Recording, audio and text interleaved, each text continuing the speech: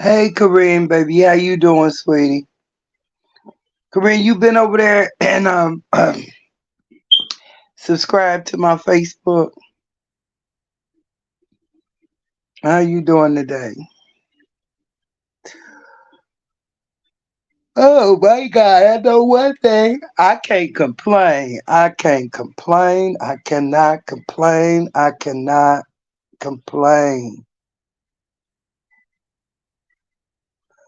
Corinne, say thumbs this video up. Thanks, Corinne. Thanks, Corinne, for your subscription over on Facebook. I really appreciate it. Lord, y'all, I cannot complain. I cannot complain today because I ain't had no day. Let me tell you what my day consists of today. This is what my day consists of. My neighbor knocked on my door about 9 or 10. She wanted to move the furniture and stuff. I heard somebody knocking, and a goddess was barking, and I walked to the door with my eyes closed. Didn't know who was there, thought it was the maintenance man or somebody. Opened it up, and actually it was my neighbor. And she real funny. So I hadn't even opened the door all the way, and she is really little, short and little. And she just kind of slid through the crack. She looked at me, she said, huh? She said, uh, okay, call me when you get up a little later. I'm like, okay. So I lay here, uh, came back in here, lay here about 15, 20 minutes. And I'm saying, wait a minute, you ain't even prepared. You ain't taken the clothes out the dresser. You have not taken down the curtains and folded up the bedding.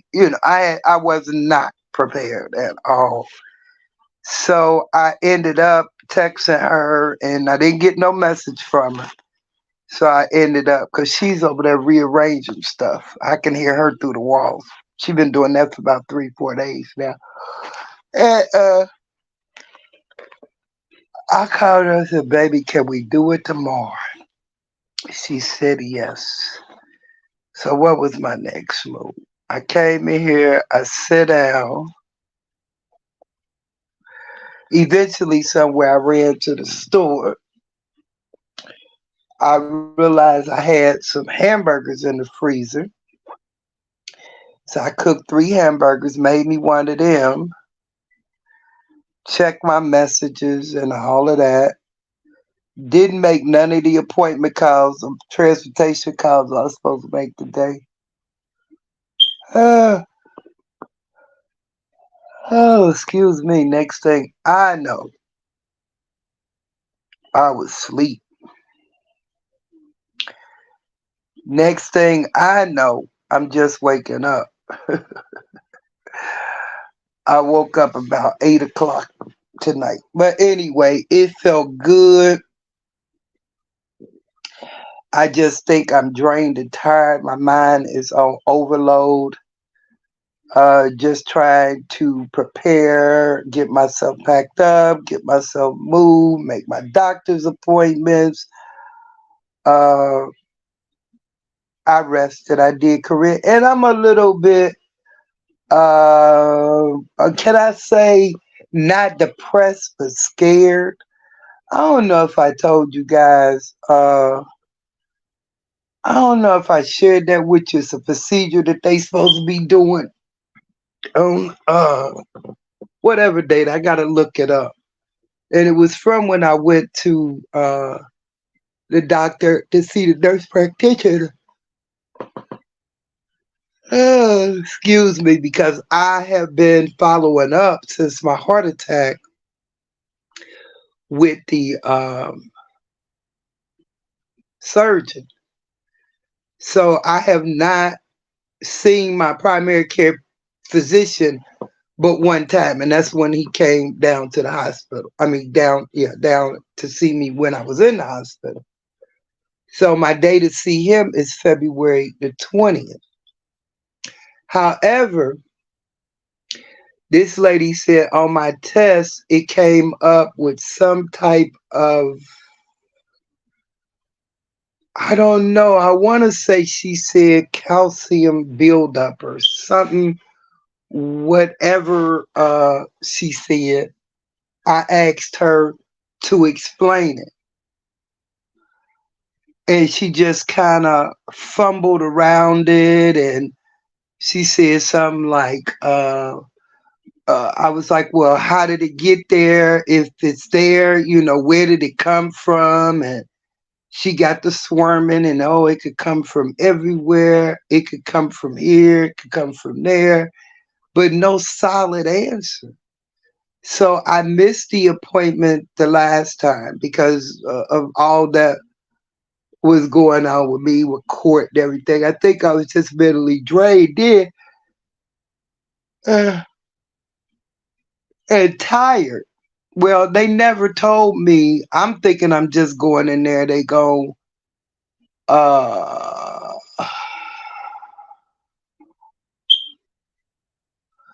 I don't know what I thought. And I got to do some more research. And I did yesterday. When I was writing down my appointments and stuff, it they never gave me the name of the procedure. And it's weird because um, when I was calling to make an appointment, it's supposed to be done in my doctor's office. And it's like a test, I guess you would say, not a procedure, but a test. I don't know. I got to do some more research. I'm just going to call and ask today for some answers. But anyway, I looked it up by the name of the procedure, which explains, I guess it's somewhat is the same thing of what they're looking for. So I started reading up on it, and I don't know because I don't believe everything Google says. But with the diagnosis that I guess they looking for to see if I got, I read on there. I've seen what is the lifespan of a person that has this, and Lord, this is 7 to 12 years. I Lord, I know this sound crazy, and I keep saying, Lord, 7 to 12. Most people would be upset. The only thing I'm upset about is if you keep me here 12 more years. So if I can pick it, I'm picking the 7. Okay.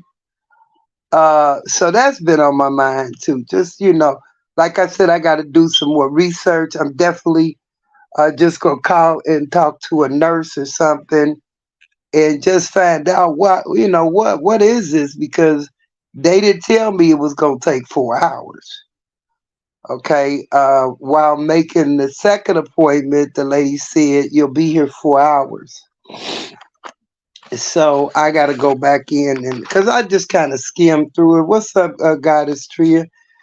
You in the house, baby? How's your day going? How you doing at work? Thanks for putting up my cash app. Oh yeah, thanks for the blessings that I have received.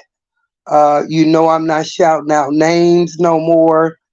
But thanks for the blessing. I think 3 people sent me a blessing. I really appreciate it.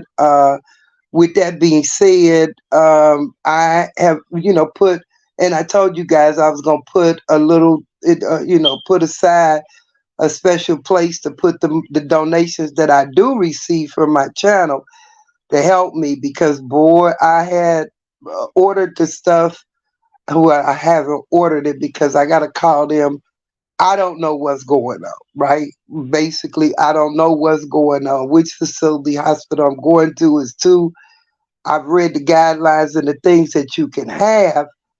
So me wanting to be prepared and not go nowhere without anything, I had did a shopping list, and I'm scared to make the order because One thing says it has to be mailed in. Your box has to be mailed in 2 weeks before. I don't know because with my understanding, uh, and I'm only going. I got some stuff that I need to share with some of those that are close. Hey, Sean, that I can share some information that I got.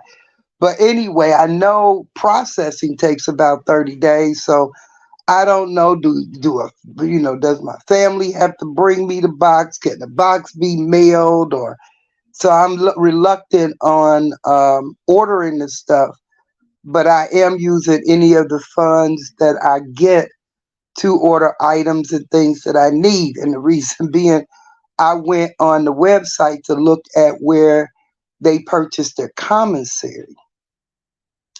Lord, they want $2 a pair for a gel pair of drawers.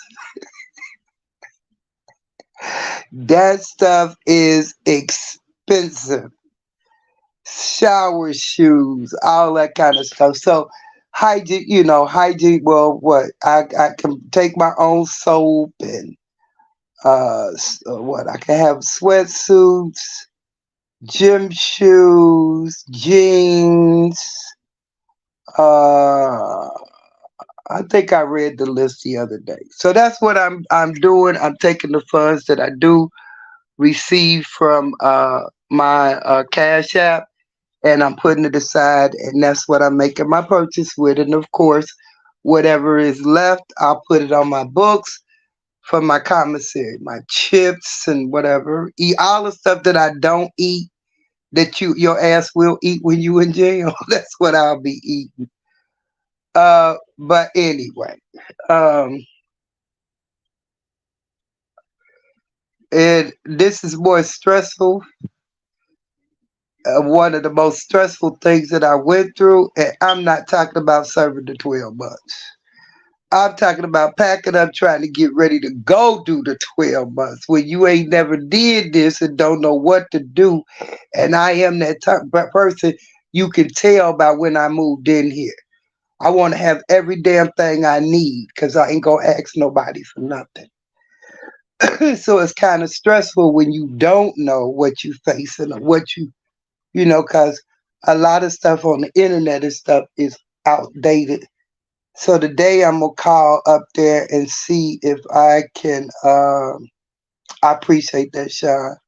I'm going to call up there and see if I can talk to somebody in intake and just general, because, like I said, I don't know where I'm going, and I know a lot of you deadbeat motherfuckers don't want to hear this. But guess what? I might not even never make it to that hospital. Mhm. But I will keep that to my motherfucking self. Uh-huh. Yep, I ain't say I wasn't gonna make it through jail or to jail.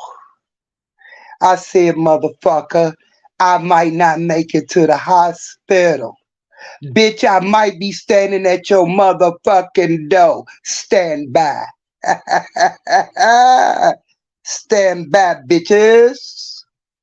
Anyone that wants to help me out with commissary, inbox me on Facebook. Thank you in advance. Oh, thank you, Tria. Thank you, baby. But yeah, so it's just a process of preparing. And y'all know me. I'm gonna make sure it may overdo it or whatever I'm trying not to do things or get things that I can't have. And they do name like black and white. You can have solid black shoes, gym shoes, solid white shoes. During the winter months, you can have boots. You can have a pair of boots, a coat, hat, gloves. The normal stuff like that. So all of those kind of things. Uh, you know, um, I don't know. You got to have a great. You can have two great sweatsuits. What? You can have white panties. You can have what? 4 or 5 bras with no underwire in it. So you got your stipulations. So it's hard going in there with trying to find solid gray jumps of sweatsuits, anything, as I know how they are. I have had several people that I have had to sponsor and support while they were in prison, and I know how picky they are. I know when one person I took some gym shoes and they had red in them. Well, that's gang colors. They couldn't have them, so I'm not sure if I can have my own TV. In one part of it, it says you can, but it didn't say nothing on this list, and it don't say how do you get the TV there. Does the TV have to be new? There's a lot of unanswered questions. So that's what I've been doing. Basically, is trying to get myself prepared. Um, I am uh, giving away furniture, donating furniture, selling furniture, and everything else. But anything that's left, I am donating it to some of the places that I got it from that helped me. I want to give back and help somebody else. So, other than that, uh, yeah, that's what I'm doing. That's what I'm doing, just trying to prepare. Not stressed out at all, a little frustrated because I don't know what to expect, what I can and what I cannot have. The biggest part of me is not going nowhere, not having what I need. Okay. And I'll tell y'all what happened to me when they did arrest me and I went to the Justice Center for them 5 days. That was the most horriblest 5 days in my life. In my life. I bonded myself out with my debit card. Me saying I ain't got nothing to worry about because I'm going to leave the next day. Let me tell y'all this story. Because I can say that bald head bitch affected me in one way, okay? That bald head cunt affected me in one way. hmm Her and the little motherfucking trolls that she had, okay? Let me tell you what happened. So I bonded myself out. I'm saying, okay, you ain't got nothing to worry about. You get ready, get out of here. You'll be going up out of here today, the same day as court, okay? So I ain't never told nobody this, okay? Because I didn't want these motherfuckers to know one kind of way out of all this shit you motherfuckers did to me on YouTube. Only thing, and this was just a temporary setback, okay? It was a temporary setback because I was, oh, my girl, long. Oh, why you come on here? Been on off since the holiday. But anyway, so I tell the social worker, I'm like, okay, she did the paperwork for me to do my bond and everything. I did that. And then I say, well, what about my commissary? She say, oh, I can't do that off your card. Somebody will have to put money on your books through the kiosk. Okay, listen to this. Ladies, gentlemen, please start learning phone numbers. Stop putting them in them cell phones. Because guess what? I ain't had nobody phone number to call to put nothing on my books. Cause I don't know no family member, no friends, phone numbers, no nothing. But I still ain't gonna worry about it because they say, well, we can't let you out to go get the monitors on your legs. The monitor division, EMU, needs to be able to verify your residency. I'm like, okay, that ain't gonna be no problem. Next day come, I'm still here. They wasn't able to verify my residency. Let me tell you now, this day number 2. No commissary, no money. The little bar soap they give you and the little bottle of shampoo and a rag is what I had. I don't know. You can't eat that slop they got in there. The best thing they got in there, believe it or not, is some pinto beans and some damn cabbage, and you rarely get it. Okay?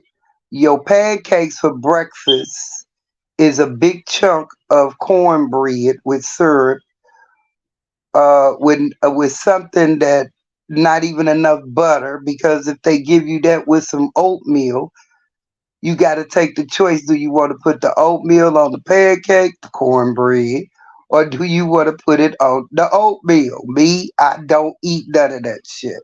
This is what I lived off of in there. I give everybody my dinner because you only get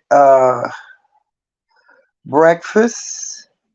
Your dinner is lunch, and every day for dinner you get two bologna sandwiches, some cookies, maybe two cookies, a bologna sandwich with cheese on it, and a juice, a pack that you make your juice out of. Okay. So me, I would keep my juice. Mustard and mayonnaise is a commodity. Okay. It's hard, and they only every other day once they give you mustard for your sandwich, then one day they give you mayonnaise. I don't eat mustard, so you gotta save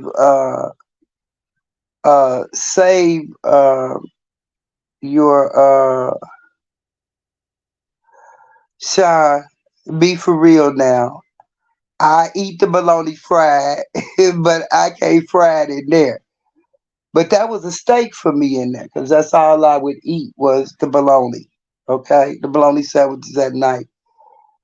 Okay, the only thing about that is that you are going to be severely on day number 3 of eating, and I mean a mini bologna sandwich. You stacking them, you saving them. Yeah, you stacking them, you save. Shit, I ain't gonna lie. I don't be that 8 all day long. So on that last meal, I might have collected 3, 4 bologna sandwiches because I done gave up stuff off my tray. So you learn how to become institutionalized early, okay? 5 days now. I felt like a pro. So here comes day number what? We on day number 3. They still couldn't verify my residency. By then, I done realized I can call my sister, my baby sister. Okay. I needed her to do 2 things. My sister tell you I never asked her for any commissary money. I never asked her for anything. She didn't even know that I did not have. She know I always got money. So she just assuming that I got commissary. And I didn't tell her no different because I'm not that type of person to put no pressure on nobody. I just needed her to be my phone call person. First phone call I need you to make, sis, is you call and you check on Goddess. So she calls and she to check on Goddess. It made me feel good to know that they did put Goddess in. I already knew that Goddess was going to go in the foster home. I was willing, I asked them to put her in the foster home because my sister was trying to take her. My sister back then was doing 12 or 13 hours a day at work, and she didn't want Goddess to be locked up or in her apartment for no 12 or 13 hours, in a day. And then she said that my mom was going to keep Goddess. But that wasn't going to work out either because she has Oreo. Oreo is a yapper, and that means that anytime my mother leaves out the door, the whole time she's gone, Oreo is going to be barking, and you can hear Oreo when you hit downstairs. And my mother lived on the 4th floor, so my mother has started getting complaints on Oreo.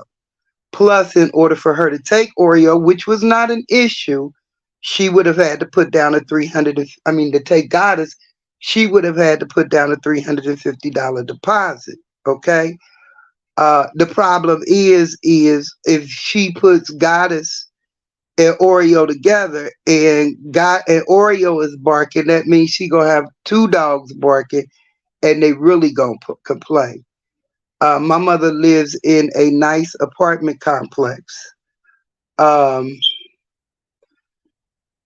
it's two sections to the complex. You got one. Well, she moved from. She's been what? This is her second apartment up there. She actually moved up on the hill, which is what they call the mansion, so she could have a view and see people, because her view in her other apartment was nothing but the parking lot. And my mother is very nosy. So anyway, that wasn't gonna work out. So when she called and talked to the dog warden, the one that the bald head bitch called, and I told y'all that he already, had, he already knew when she called. Uh, when no. Let me tell you this. The second time the call that was made, that biracial unidentified bitch Michelle left a message on my voicemail a couple of weeks ago. It said that she was the bitch that called the dog ward. Okay, the one that calls herself Michelle Quinn, who is actually Michelle McFall. Well, that's who she left me a voicemail and said that she was the one to call. That bitch can't change her voice. So anyway, that's why I found. I don't know if somebody else called, but that ugly bitch did step up to the plate because she had nothing to do. Out of meanness, called the dog warden. But anyway, that was the second time. So anyway, that's when Ann said, they said that, they had put her in, put Goddess with a foster parent, and it was one of the staff. So that made me feel good. So she would call and check on Goddess every day and everything, reassuring them now, because we already know what when they gave it to a staff instead of one of the volunteers. We already knew what that game was. They thought they was gonna have $1,000 and some dog. Uh-huh. Hoping that I'm not gonna get out of jail. And then, hey, your staff got a very expensive little cute little dog. But my sister say, hey, if it get to the point, I will come and get her. And they was like, well, it's racking up fees every day that she's here. So I paid for her to be there. Okay. And they never said how much. And my sister was saying, well, the fees or whatever that's racking up, don't let that be an issue. Because when my sister picks her up, then she'll pay those fees. So anyway, now the other mission that I sent her on was to y'all know I love my baby. Let me tell y'all this. Out of spite of all the motherfucking funky cockholes that has said that I'm beating my baby and everything, I don't even know if you all know this. That the night that I had the heart attack, when they took me up there and told me that they were going to admit me in because I was having a heart attack, you listen at this, you dirty cock bitches. Especially you bald head bitch. You lost your baby and your daughter to a motherfucking glass crack pipe, you dumb hoe. You smoke dope with your dumb ass mammy, you dumb hoe. You won't have no love. You had no love for your motherfucking daughter. Cause that glass motherfucking dick you was sucking on was more important. But let me tell you this. I looked at the doctor and said I got to go home and get my dog. My dog is my service dog. She's alone. Nobody has a key to get in my apartment. And he says, ma'am, you cannot do that. Why can't I? Ma'am, do you know you are literally having a heart attack? I said, I understand. I'm going to put this in God's hands. I got to go. I got to go. See, bitch, I love my motherfucking dog, you motherfucking cocksucker, dick suckers, better than y'all love your kids and your grandkids. He said, Miss Davis, you can die going to get your dog. I said, and my dog could die without food and water. I got to go.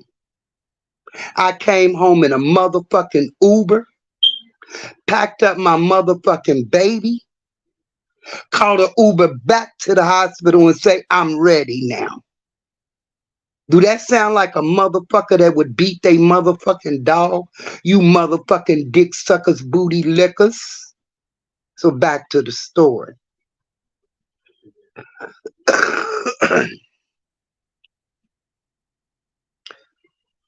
You better know it. Tria said, God is bodacious, gonna eat good and not worry about nothing. Believe that on God. Thank you, baby. I love you. So anyway, so I went back to the hospital. That's when they was able to start working on me. But anyway, let me go back to when I'm in locked up and I tell my sister to call EMU and find out what's going on. So she said she calls EMU and they still trying to call the hotel to verify my residency there, you know, which wasn't no problem. Cause you dumb motherfucking cocksucking bitches. I was paid up for motherfucking 3-4 months. I think at that time 4 months at $2,000 a piece. Kiss my cock, bitch. Kiss my cock, bitch. Do you hear me? Kiss my cock, bitch. Lick my ass, bitches, for all you that tried to destroy. So anyway, so my sister started calling the hotel to speak to the hotel manager, which made her very frustrated. Because every time she would call, they would say that she was unavailable, she was in a meeting, and she told us to put you into her voicemail. Well, my sister not, just thinking that this lady is gonna call her back, okay? She didn't even identify herself as my sister, which she probably should have. In this case, she didn't think she had to, and I'll tell you why as the story goes on. So fourth day, I'm like, okay. And then I can call EMU, but the jail calls that come to EMU is rarely answered, okay? Because I'm sure they get so many of them. So you hit a lick whether you're going to get a person or you're going to get a recording. So I'm calling on my end EMU. And then anyway, my sister is calling the hotel. So she spent probably 2 days calling the hotel, okay? And each time she called the hotel, she wasn't getting nothing but the manager's voicemail. Finally, on the fifth day, they finally say that they got the fifth or sixth day. I don't remember how many days I stayed in there. But anyway, they say they finally got the verification. Okay? This is why they couldn't get the verification. Y'all know that little bald head bitch that wants to suck my motherfucking pussy had been calling the hotel. We already knew that, okay?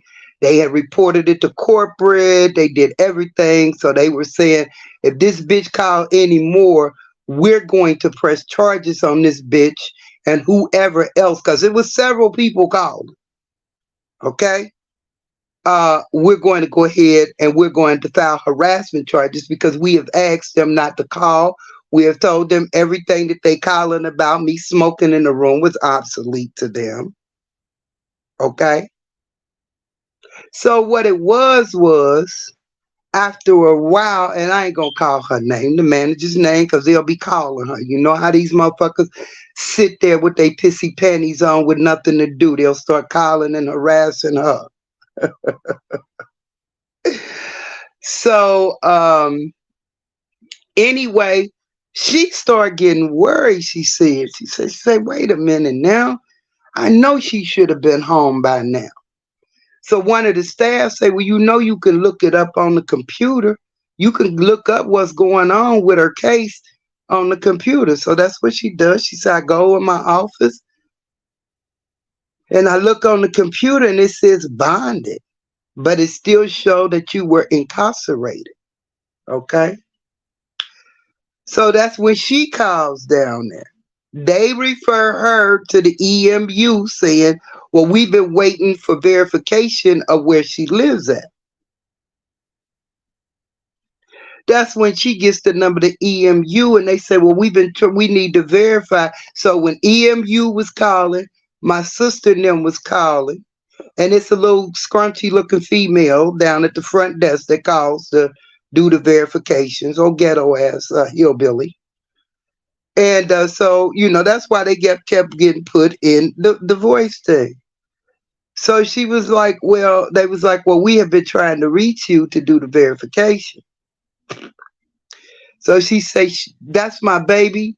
She live here. She paid up whatever it was, 3-4 months. This is her home. Send my baby home.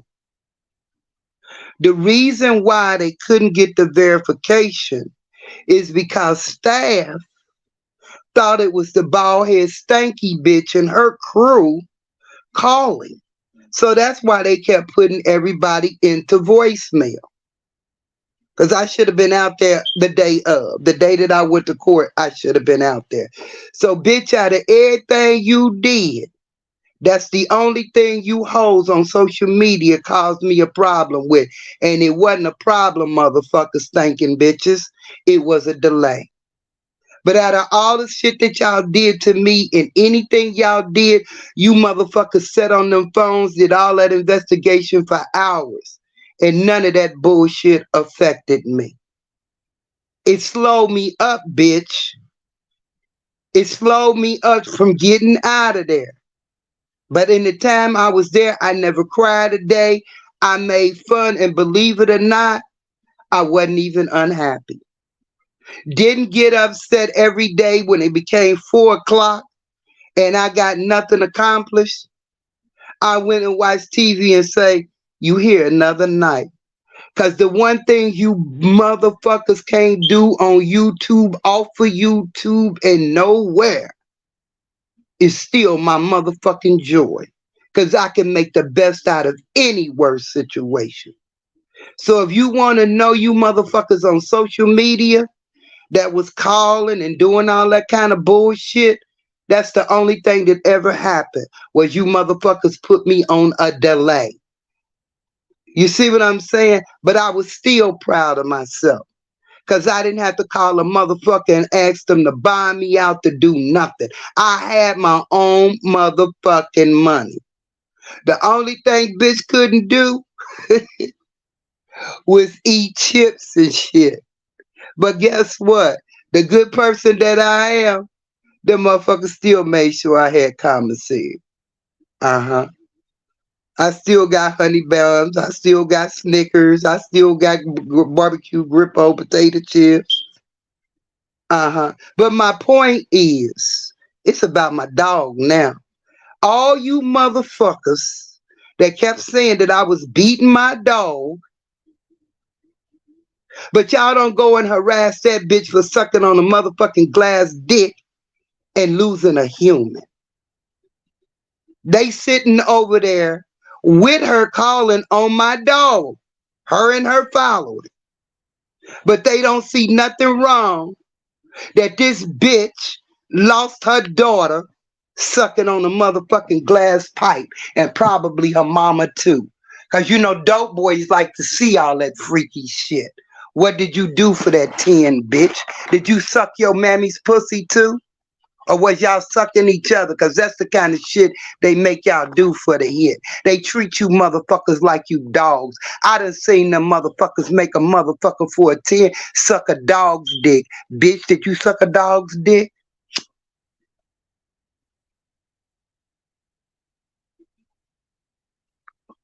I am don't know me. I am don't know me, baby. I am don't know me, for one. I am is telling you what people said on the internet. Now, Miss Pretty, I'm going to tell you this and then I'm going to dismiss you, bitch. Okay? That's what I'm going to do to you, Miss Pretty. Because we already know we don't come over here, we don't talk about I am and nothing. And if I am a drunk, bitch, what concern is that of you and I am? Okay? Yes, I used to drink my 99-cent beer. By the time me and I am met me, I wasn't even drinking. So this is what I want you to do, Miss Pretty. Okay? I want you to go over there, bend your back, and stick your motherfucking tongue up I am's nasty motherfucking shitty butt. Okay? Have a great day. You ain't seen me drunk yet. That motherfucker don't know me. He's sitting over there assuming and saying what he heard of somebody, like everything else he lied on me about. So you gone back over there, Miss Pretty, and I'ma call you Miss Ugly and tell you I hope your motherfucking face and your mouth is full of motherfucking shit, bitch. Back to my story before this lonely bitch dropped down in my chat to say something about what a motherfucker with nothing said. Bitch, what has he got to offer you motherfuckers but talking about me? That bitch ain't got no kind of talent. He can't tell you nothing about a good childhood. He can't tell you about a good job. He can't tell you about the man he went out to lunch with. He can't tell you about him and his girlfriend talking on the phone for hours. He can't tell you that he talked to his mother on the phone for 2 or 3 hours today. That's a lonely motherfucker. The only thing that bitch got is me. That's all. And I'm gonna let him have it. He got me and social media. That's the only two things that lonely motherfucker got. No friends. He got all them motherfucking siblings. No phone calls because they don't fuck with him. He got brothers. They don't fuck with him. His daddy, he don't fuck with him. All he got is me. So anyway, and I ain't gonna take that away. Cause without me, that motherfucker might commit suicide. Cause he ain't gonna have nothing else to do. So let him have me. Y'all see that beautiful girl on the thumbnail?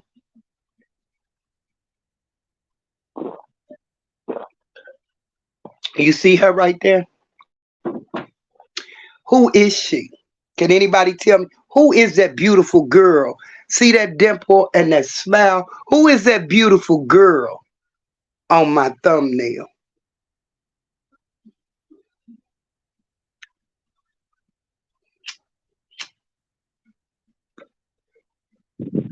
I am don't know that.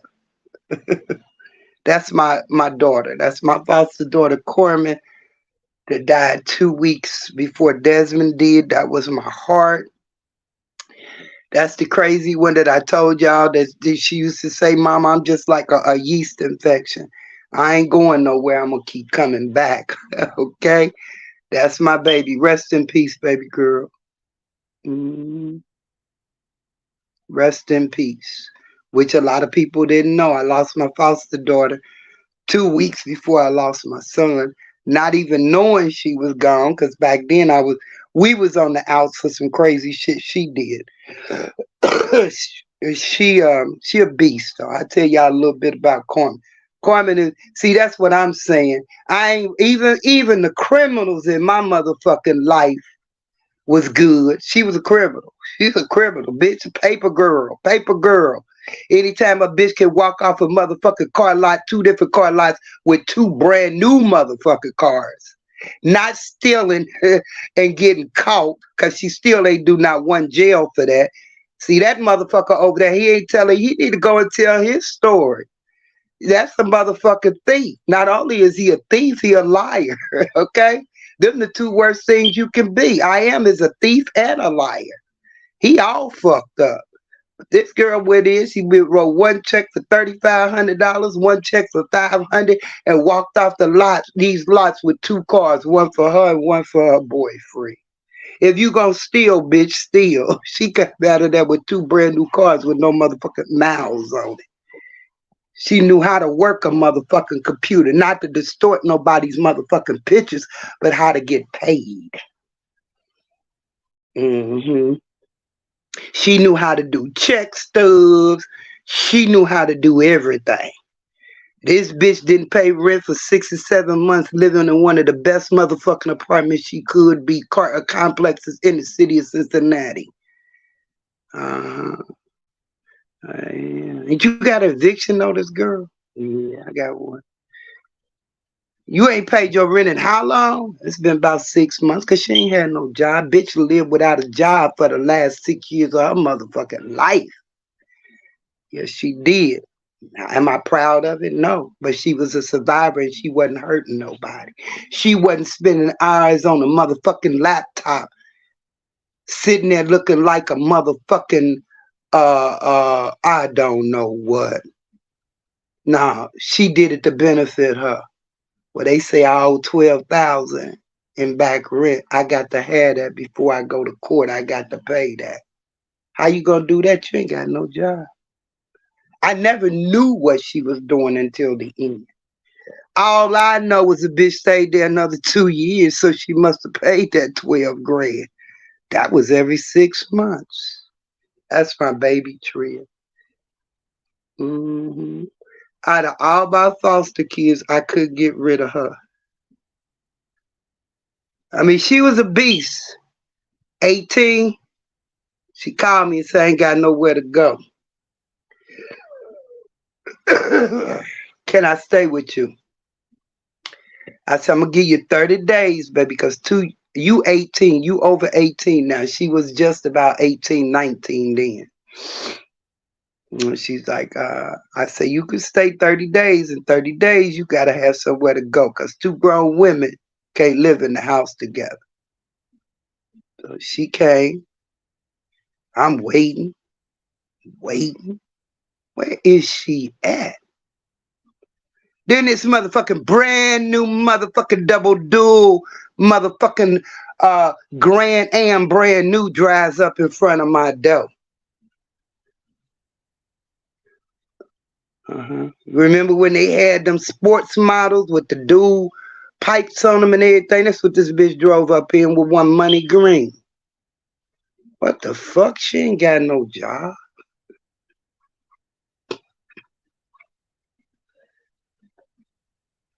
All I can say is, what have you done? Some of what? It's a rent-a-car.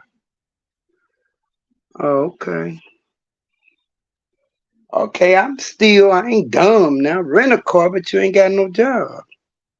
This is the only girl that I know. Bitch, if you gonna do it right. Didn't I say this bitch didn't have no job living in one of the most prominent motherfucking hotels? I mean, apartment complexes. That motherfucker over there living in a hotel in poverty off of credit cards. Okay? He ain't in no motherfucking upscale motherfucking hotel. That motherfucker living in slums over there. But yet and still could put pictures of where I live at with rats in it. On the picture.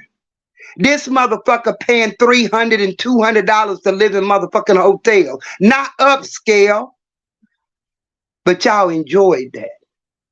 This motherfucker might as well get a motherfucking blanket and a pillow and live outside. But y'all like that. So anyway, back to my motherfucking story.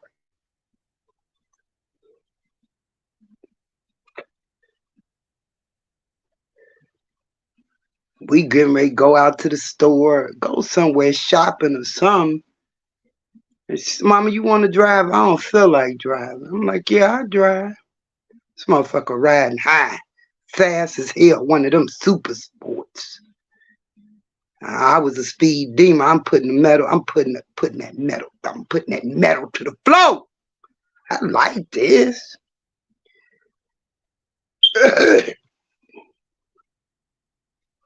I got to tell y'all, one of the girls that worked with me had one, and why she bought it.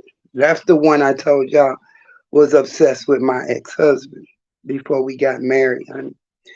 She would come every weekend. What you gonna do that we work together? Choice carrier man. What you gonna do this weekend, girl? And then I don't know. Jeff say he coming over. We just probably gonna sit in the house and kick it. She could meet Jeff there. She beat Jeff there on the weekend, but that's another story. But she had one of them. Bitch couldn't even afford it. So anyway, we go to the store. Now remind you, my baby didn't make it 24 hours because I love her, but I don't play. Okay, I don't play. So she leaves and she said, "Mama, I'll be back later." I'm like, "Okay, I'll talk to you later. Now you be safe, baby." Okay, mom.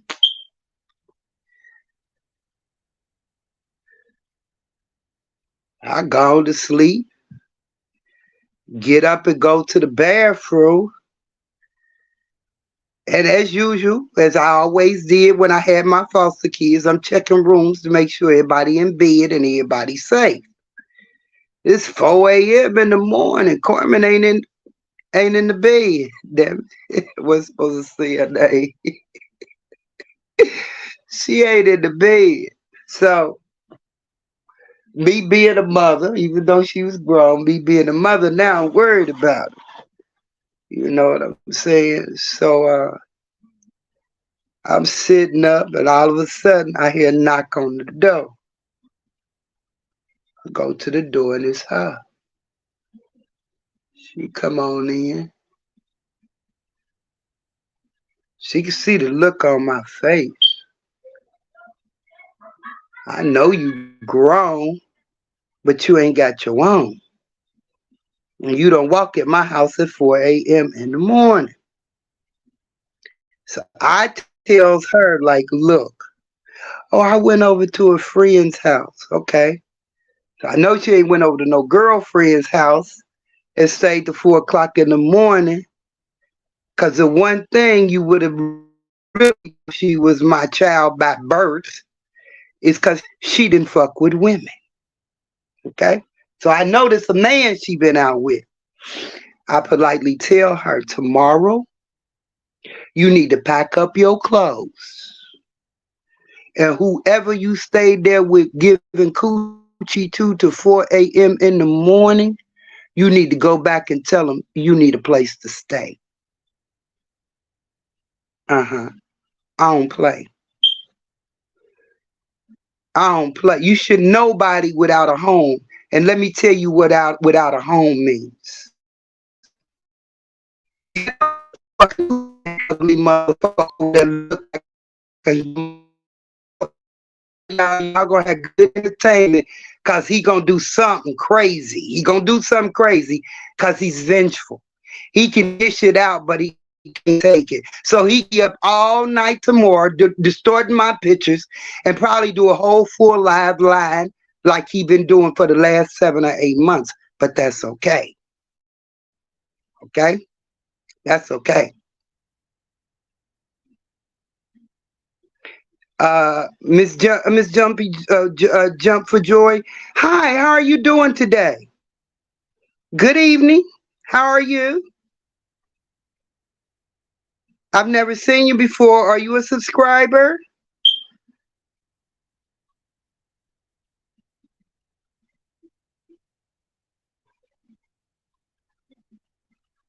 See, I can pick them out now and tell when they trouble.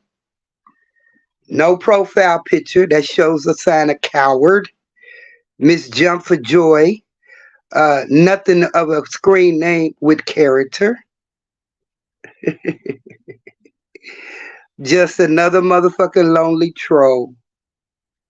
It's sad. But anyway, back to my story, y'all. So anyway, after that,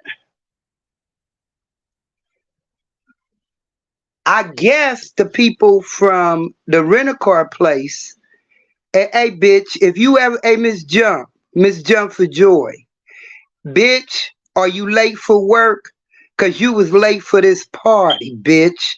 And if you wouldn't have been, you'd have been on time. You know who that person is on that thumbnail. Okay? So bitch, you was late for the party. Real late. And then you jump in here, you rude motherfucking cocksucker, dick sucker, booty sucker. You jumped in here, bitch, and didn't even say hello, you rude bitch. Just too quick to want to be seen. The shit you just typed shows that you ignorant, you illiterate, you slow, but most of all, you have no motherfucking life. You dumb cunt. Goodbye. So anyway, um, later on, hey, not the average nurse, baby, how you doing? So, Tria, stop, girl, stop that laughing. So later on, I start getting visits. I guess they had peeped her out with the rental car at my house. I was living in an apartment then. I wasn't living in my house. Well, with my apartment, and so uh, uh, coulda, shoulda, woulda. No profile picture. Coulda, shoulda, woulda. What's the problem? Did you come to the wrong door? You just dropped down and put he. I don't know what he or were you saying hi? I'm not sure. Um. So anyway, uh, Carmen did pay for. I didn't know she had had the car 2-3 months, so she had been paying. Okay, no job, but I guess something wasn't working out right. They started putting the payments through the debit card and wasn't no money there. I could tell y'all about this girl. Loved her to death. And I can say one thing, she feared me more than she feared life. She did. Don't tell my mama, please. I got some stories I'm gonna feed y'all when I stick my head up over in here. And as long as I got her up, she'll be the topic. I loved her to death though. Smart as a whip. Straight A student in school, man. But anyway, um, yeah, Carmen had the car about 3-4 months and she's okay. Money, I guess her little game and scams wasn't working because she know how to get paid, baby. Always about the top of the line, everything. You'd have thought this girl had an exec job some damn well. Look at her. She wasn't working on there. And no, that's not a wig, baby. That ain't a weave. That's my baby hair. Mm, yeah. Boy, if I tell y'all. FBI bust through her apartment. First thing they took was that computer. You won't make no more checks. You won't make no more checks, Stoops. She said, Mama, they came through and they just started grabbing everything. But Carmen was something else. Carmen got me caught up into something. I'm going to tell y'all this. I will tell y'all this one, what happened. Um, and Carmen crossed my mind. Oh, God, this door is warping from that water.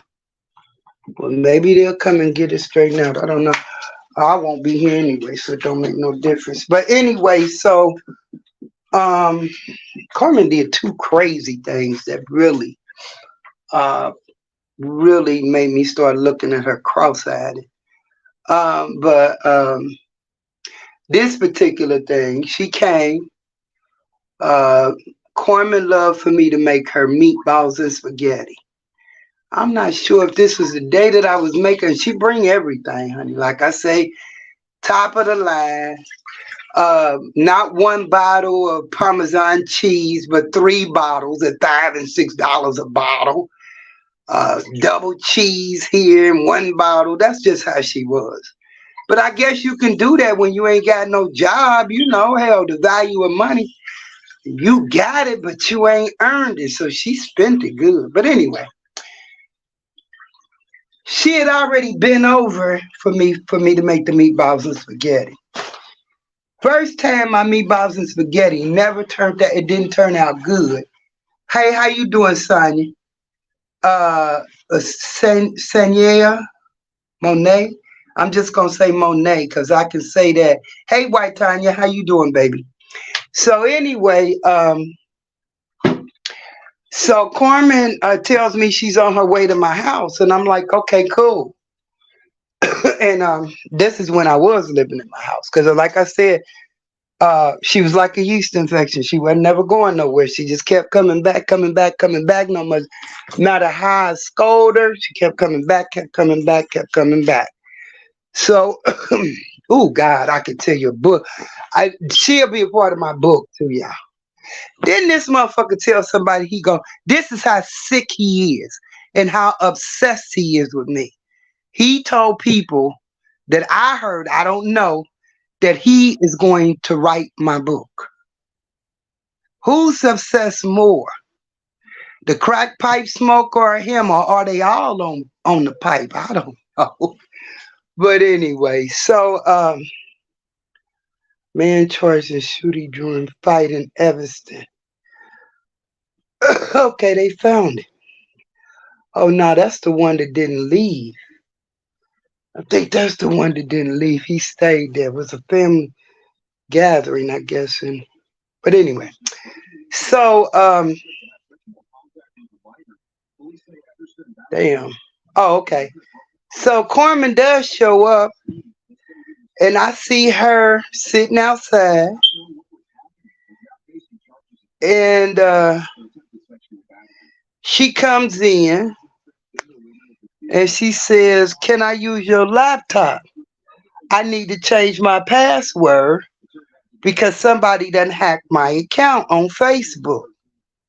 So my laptop was sitting on my item on in the living room. So me, I know how she do with these computers.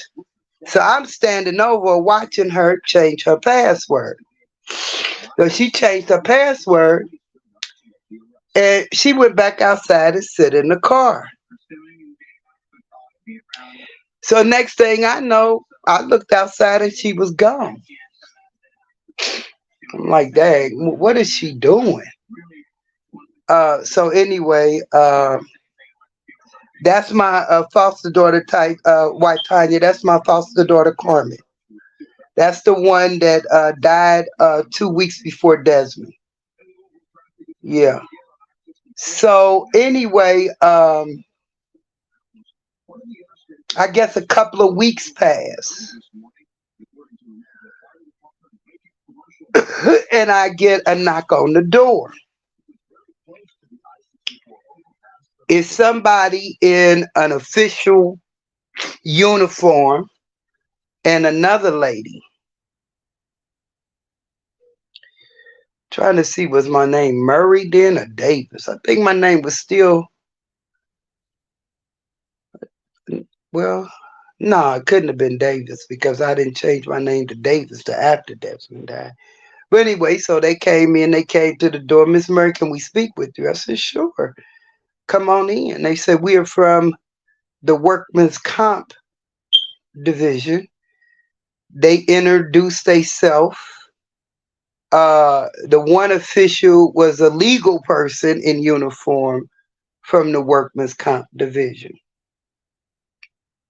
Thank you, Watanya. So they explained to me that Carmen, now wait a minute, she was already locked up in the Justice Center. So they had been to talk to her, questioning her about the transaction that was made. So Carmen had an uncle and an auntie. They were brothers and sisters. I got to tell you what she did to the auntie, though.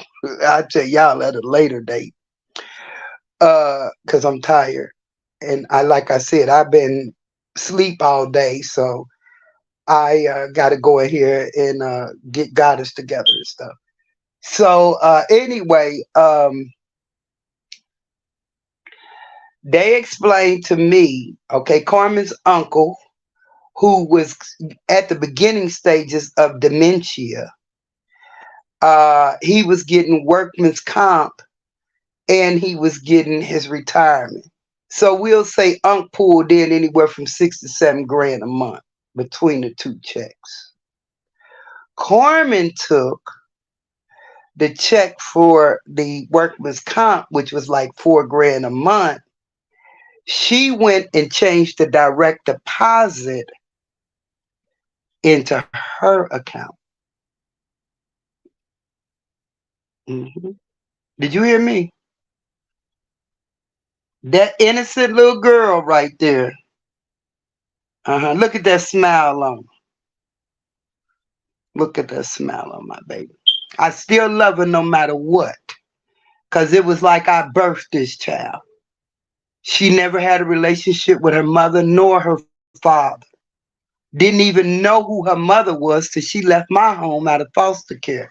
It's the first time she met her mama, she went to Texas, but that's another story. Disaster. Train wreck. But anyway, so they was explaining to me that Carmen had took her uncle's because she had all access to everything with him. I have to tell you about him being sick and things. But anyway, I love her to death, y'all. This is just story time. Just story time. That's all. Because none of whatever she did never affected my love for her. Because I really felt like this was my child. You know what I'm saying? So, hey, you don't turn your back on your child. So anyway, so they sit down and they explain to me the reason I was involved is because didn't I tell you motherfuckers, you cock-sucking, dick-sucking, ugly motherfuckers, that IP addresses could be traced? See, it can be done. You just got to go to the right place. Cincinnati police can do that. That's why I'm telling y'all, stay tuned. Stay tuned. Stay tuned.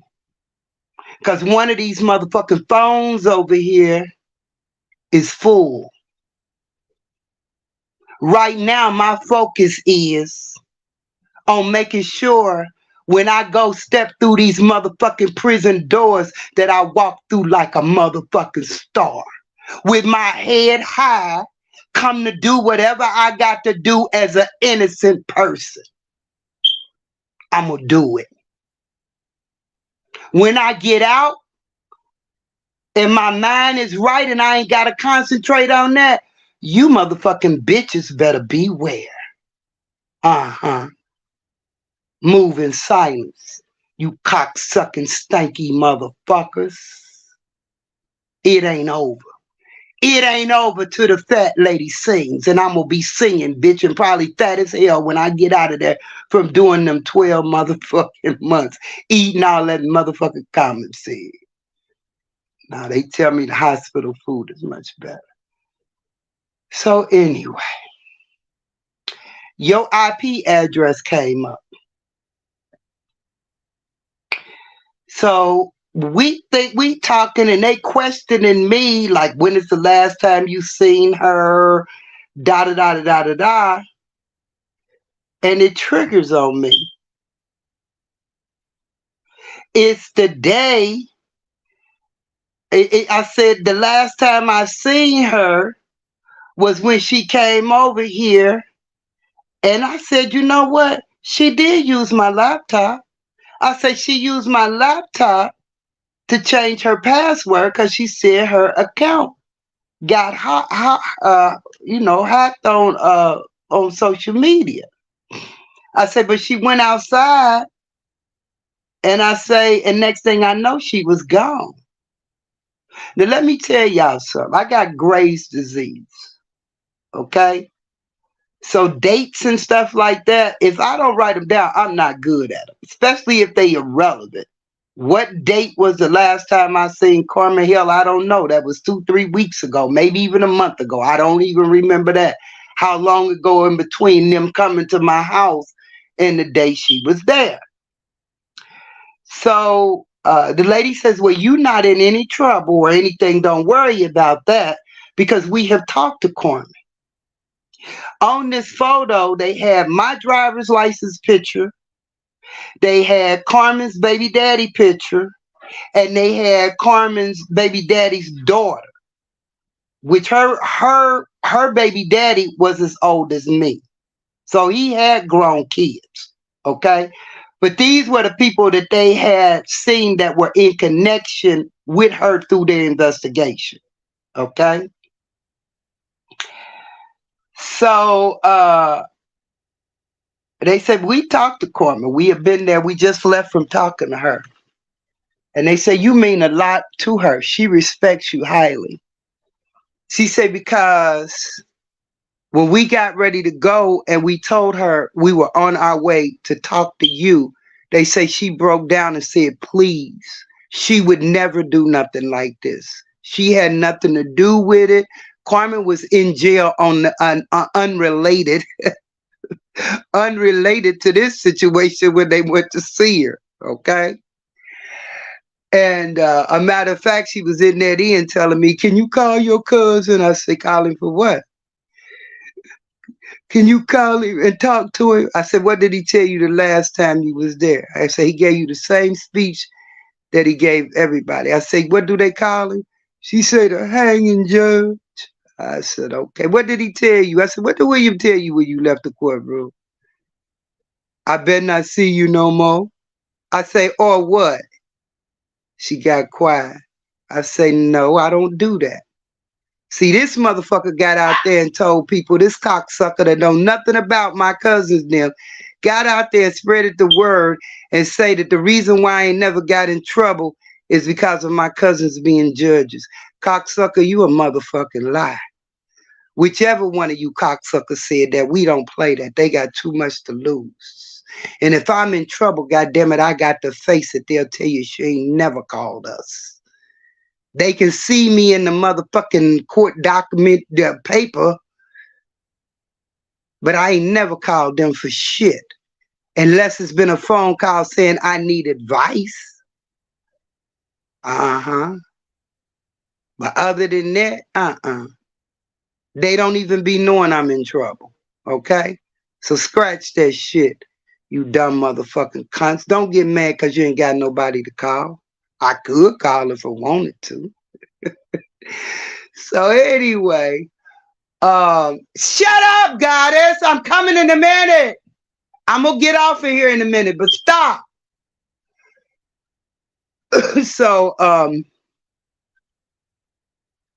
she said she told them that I had nothing to do with it. She's not that kind of person. And they said, well, we still going to talk to her. So they did. They came over. Like I said, they weren't nasty or anything. But they start questioning me. So what date was that Carmen was here? I don't know. It's been about 3 weeks to a month ago. You know, like I said, the only thing I could tell you, she drove up, she came in, she changed her password, which is what I thought. Here's the computer she done it on. And they was like, well, that's how we found it, was through your IP address. And it came back as being you. I'm like, okay. So they say, she said, you definitely, that is not you. You would never do nothing like that. They broke down. She said she was literally in there crying and begging them not to come to me. Okay. That's why me and Carmen fell out. Because them people didn't have to be nice. They could have been coming to lock my ass up too, thinking I had something to do with it. So anyway, I tell them, you like, hey, she needs to be punished. I'm going to give you everything that I can. You know what I'm saying? Because I'm not trying to get in no trouble by lying and protecting her, and she's done wrong. So they start asking me what date. I can't tell you what date. How long was she there? I can't give you an exact time of how long she was there, because I don't know how long she was there before I discovered she was sitting in the car. So this is the story that Carmen gave them, how my IP address ended up in her laptop. And, well, No, I'm gonna get a story. I'm gonna skip over that because that's too much and it's irrelevant. Uh, how her uncle's check got, which she wasn't even a good liar. How his check got deposited into her account. She said it was his son. They said, "Well, how did his son use Miss Murray's internet?" She said, "Well, he had a crush on her, and he was going over, I guess, to see her, and must have used her internet." Hmm? I say, so this would have been her cousin, her uncle's son. I say, I don't know him. She said, "Well, he was supposedly had a crush on you, trying to date you. I ain't never seen him." And where she said he lived at is up in like Westchester. That's about a 20-30 minute ride to my house. Okay. He done passed every McDonald's. Back then, McDonald's had internet. I have had to go down there when I didn't have internet, sit in the McDonald's parking lot and do what I had to do. Because there's one right down the street when my internet was acting up. And anyway, that's what I would do. So I say, well, that would make sense. I say, because on his way from Westchester, he probably done passed at least 20 McDonald's that he could have pulled over in a lot and used. And everybody know about McDonald's internet. That's why they got rid of it, because the parking lot be crowded full of people using the internet and not buying no damn food. A cup of coffee is the most, because that's what I used to do. So I went on to tell him I didn't know him. He couldn't have done it. Not from my IP address. And anyway, the story wasn't working out anyway. We found the IP address on your computer, not his. We don't even know this man. I think they had a picture of him, though, if I'm not mistaken, on there with me, the boyfriend. I think it was four of us they had on there that they had tracked down with. And I think they ended up pulling him after she told them this. So anyway, they questioned me. I can't really give them no solid answers, but I'm just giving them what I can, being truthful. So the lady says, "Well, I'm gonna type up this paperwork on all that you gave me as a statement." She says, "And will you sign it?" I say, "Yeah, I'll sign it." I was working then, so I come home one day and it's this big manila envelope in there. And them big oh God, I just got a pain in my stomach. I know what it is though. I've been drinking that milk in my coffee. I need another cup of coffee, this time a little blacker. Because when I get through with this, I'm gonna check my traps, my emails, and I'm going back to sleep. But anyway, so I opened it up. It had to be about 15, 20 pages. Starting from when they went to see her at jail, what she told them, and da da da da da. The interview with me, what I told them. So we looking at the interview, right? Didn't I tell y'all I couldn't remember the date? All I seen on there was that they had put a date that she was at my house, and when they suspect that she used my Wi-Fi internet. The date was the day that she made that transaction, right? Didn't I say I couldn't remember the date? I politely put the papers back in the envelope. set them on the table, cocktail table. Couple of days later, the investigator, she calls like, Miss Davis, Miss Murray, did you get the paperwork filled out? I said, I won't fill that paperwork out and sign that. She said, why not? I said, because you lied in it. Didn't I tell you guys? I'm going to go back to that after I finish this. Prime example. I said, I told you I couldn't remember the dates. I said, you put a lot of stuff in there in that report that I did not say. I will not be signing. So I never heard from him again. But remember the other day, I think I was on here, not Facebook. I had said that the night of the accident, now I hear that the other, I don't even know what you call him, the other man with the light bulbs in his mouth was going around telling people, which I've heard that before, that I hit in Iran when the accident, which I did not. Clearly, I was rubbing the man's chest when his friend and girlfriend was standing on the side, not trying to revive him or nothing.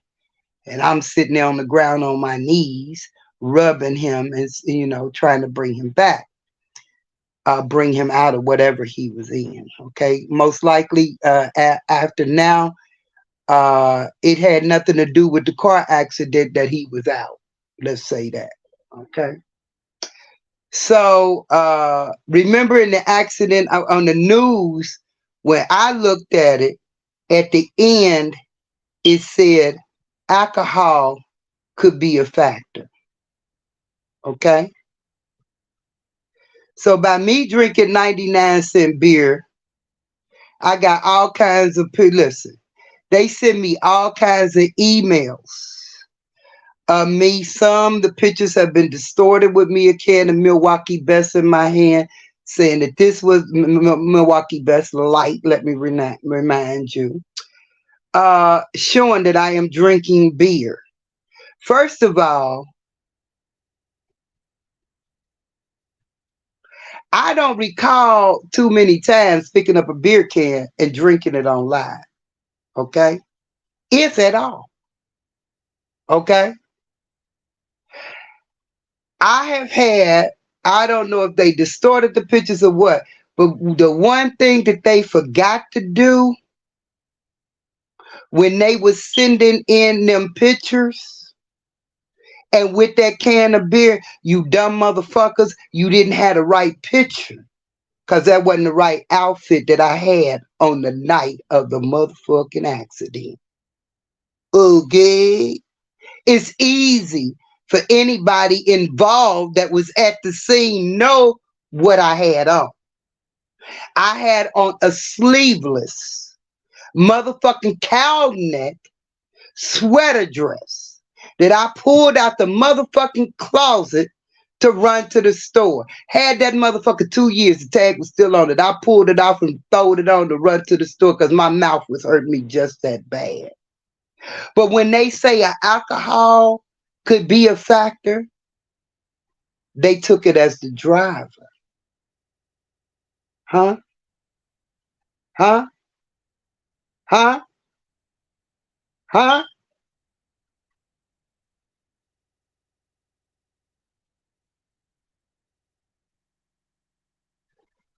See, they don't bring you all of it. They bring you court dates. Don't know what that shit meant in there. But these non-factor motherfuckers never came back and told y'all about the date that the court date said, you dumb motherfucking cocksuckers, uneducated dumb fucks. Why didn't y'all tell them about the motherfucking motion to suppress? Huh? Why y'all didn't tell these people about the motherfucking motion to suppress? You wasn't good enough to go into records because all you seen was a court date that you motherfuckers went through and thought that was the day that I was going to jail because you dumb, uneducated, motherfucking don't have GEDs and don't even have a motherfucking diploma. Didn't know what the fuck you was looking at.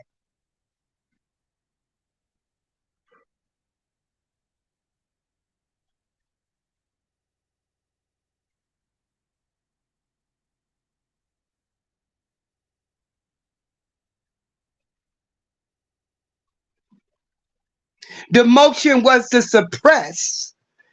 Let me tell you what I went through. The first motherfucking attorney I had very little contact with. I kept on trying to, hey baby, we need to meet about my case and da da da da da da da. I went down there one day and she said, well, the other attorney that's working on the case, he ain't here. Well, why didn't you call me and reschedule? Because I want to talk to y'all both.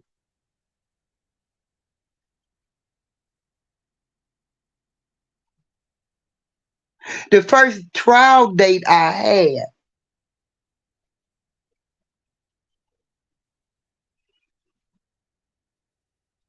or either was the second one, I don't know.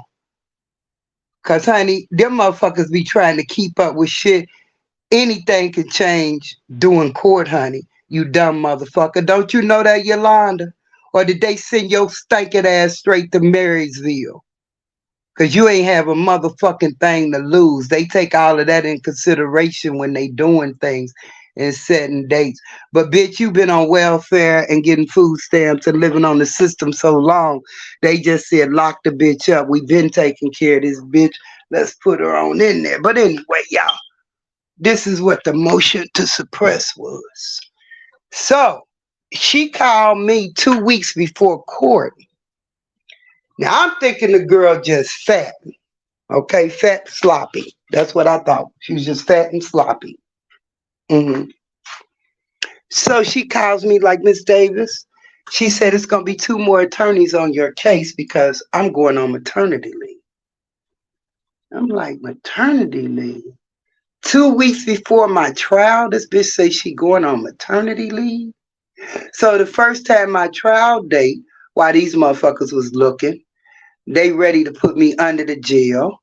It was changed because now they got 2 new attorneys on the case, and then they have to be able to review and get their defense together. So the first thing that they do is come to me on the date of the trial date, which was being moved. I already knew I wasn't going to trial. See, these motherfuckers can't keep up with nothing with they slow motherfucking ass because they don't know what none of it means. So they had to reschedule for one to do the motion to suppress. What are they suppressing? This is what he told me. This is what they told me. They say, Miss Davis, we don't know what was going on, but we went through all the records and everything. You were falsely arrested for a DUI. So we have to put in a motion to suppress.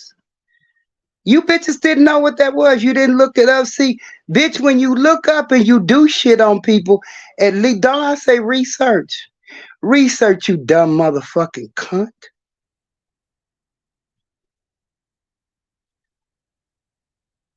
And he said, we don't know why this wasn't done months ago.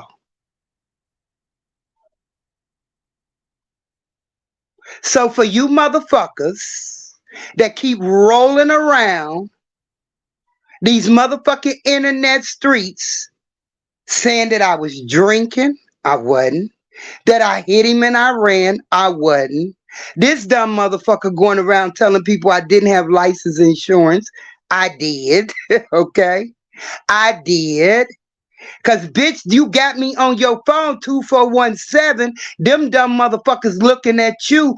Didn't I say he wasn't even in the hospital a week?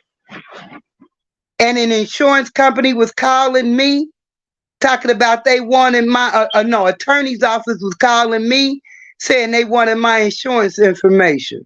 For what? He walked out in front of me. Bitch, I did have insurance. Bitch, I did have license. But you a liar. Bitch, you will do anything. It don't have to be facts. You so motherfucking desperate, but yet so motherfucking dumb.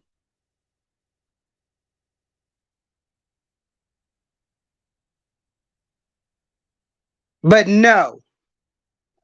Yes. I like my beer. That nasty tasting shit. But dig this. Why? You can call me a drunk. You can call me anything. But you can't call me a dope fiend.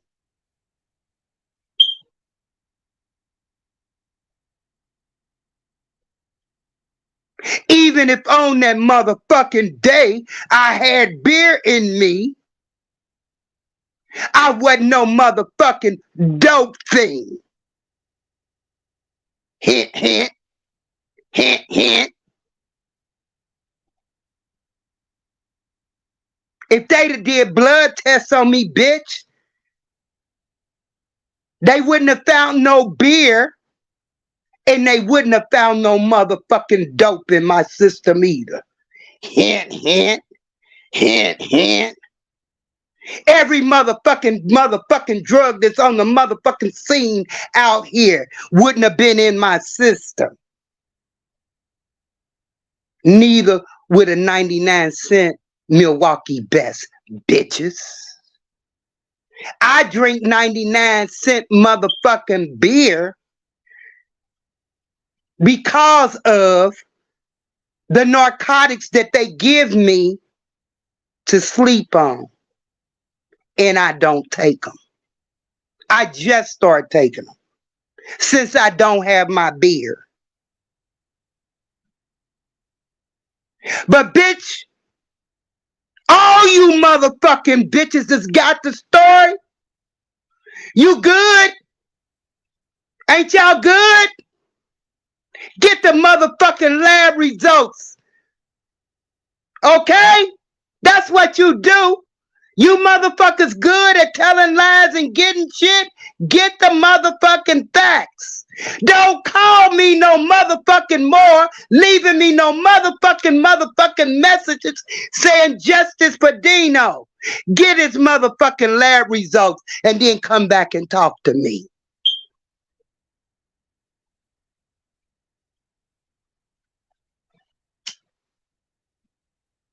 Y'all had your motherfucking fun. The last laugh is on you, misfit, uneducated motherfuckers.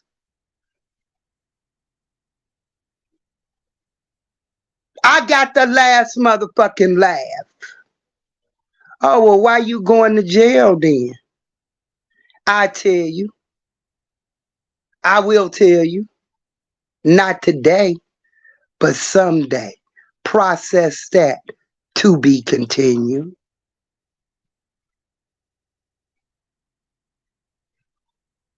Eventually, you'll know it all.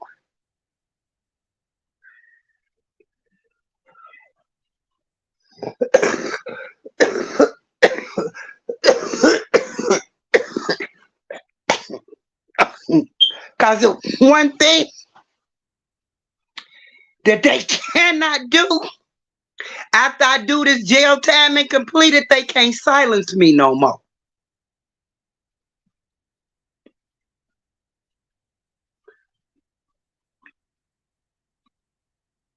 Hopefully this motherfucker still be up. I don't even know, because I don't want to involve this shit on my Facebook. Well, hell, I don't think I could post on the community. Hey, fuck YouTube. YouTube let me still think they put the videos and shit on kid restricted and all that. Fuck YouTube and fuck those that's going around telling motherfucking lies on me. I can vent on this motherfucker now. I sure can. Go on and take it all the way down. That's what you need to do. Don't shut me down partially. Motherfucker, you took one channel. Don't you want this one? Cause as long as you did that show you that a motherfucker stupid as hell. You ain't gonna have no content, bitch. You ain't gonna have no content, bitch. And then the day that they say, poof, now you gone, is the day that we gonna have the biggest motherfucking laugh on this motherfucking internet. Part 2 is to be continued. Mm-hmm. Mm-hmm. Part 2. Poof, be gone. Bye. Poof, be gone. Right, Tria. Bye. Poof, be gone. These motherfuckers is so motherfucking sick and jealous. They harass my followers that love me. My ride or dies is who they try to attack. Cause them motherfuckers ain't loyal to each other. They ain't got no ride or dies. Ain't near one of them motherfuckers got a supporter or a follower that's been there for them from beginning to the end. They got drive-by friends. They got them motherfucking misfits that's over there lonely. Don't have nothing to talk about. Nothing to start a topic about. So what do these motherfuckers do? They talk about me, the motherfucking celebrity. Bitch, I'm a star. Thanks to you motherfuckers. I'm a star. That's where I get my subscribers from. You misfits talking about me all over social media sends them to my channel to subscribe. When they send me an email, I learned about your channel through this one talking about you. I came over and I just want you to know I subscribe. Thank you, you misfit motherfuckers. Because you can't stop me. Social media is not my life. I'm a beast. I'm a boss. And I call myself bodacious. Because I fit that title maybe not on motherfucking social media, but in Cincinnati motherfucking streets, real time.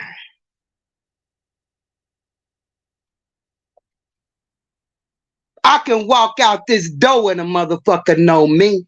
I can go 55 miles away, a motherfucker know me.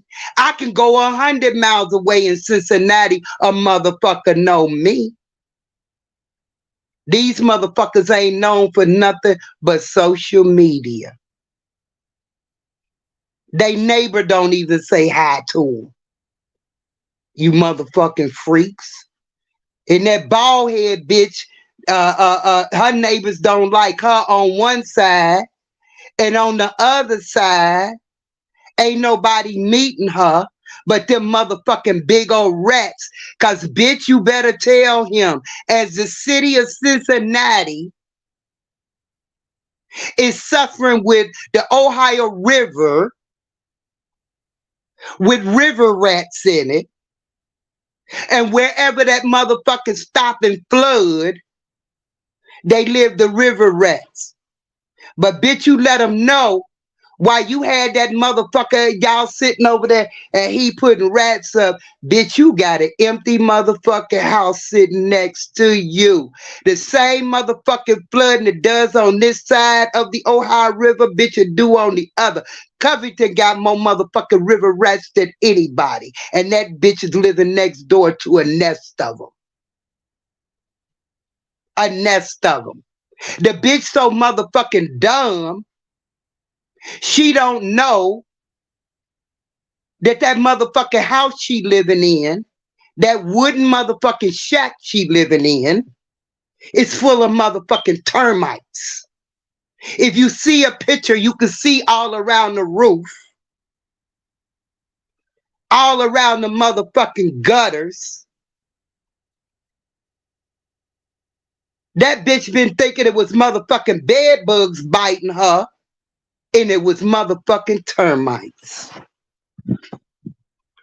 Bitch, tell your landlord to get a motherfucking termite. He already know though. He probably throw your ass out when you tell him about termites, because that's an expensive. That ain't like calling the roach man.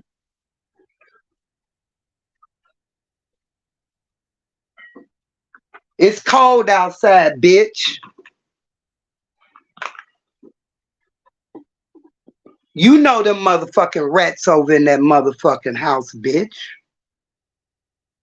Thank you, Sean. Sean said he's Star Queen.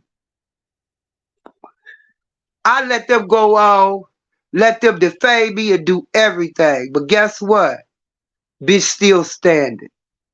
Bitch confidence didn't go nowhere. The only thing you did, bitches, on this motherfucking blue app was gave me more confidence. Damn, you got that kind of effect on them motherfuckers? Uh-huh. I used to pet my pussy at night, laugh, and go to sleep. You a star. You just as good as that pussy that bitch is over there. You know, he know. It tasted good to him. And you was worried about it.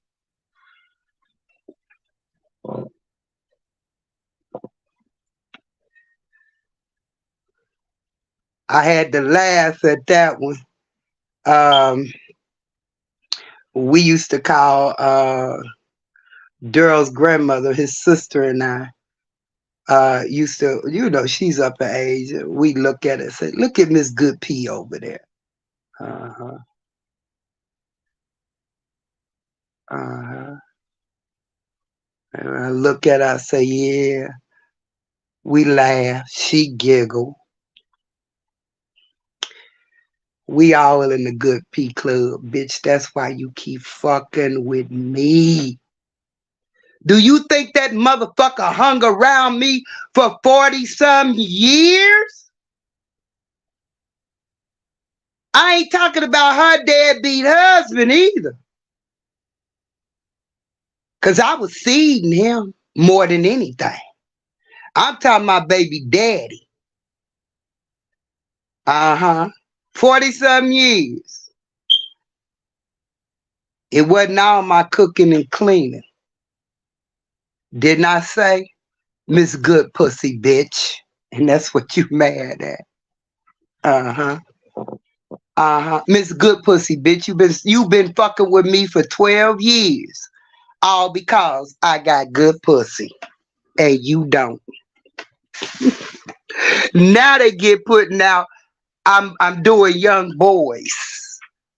I'm scared to do a young man. You know why? And I tell, it's one that's on me high.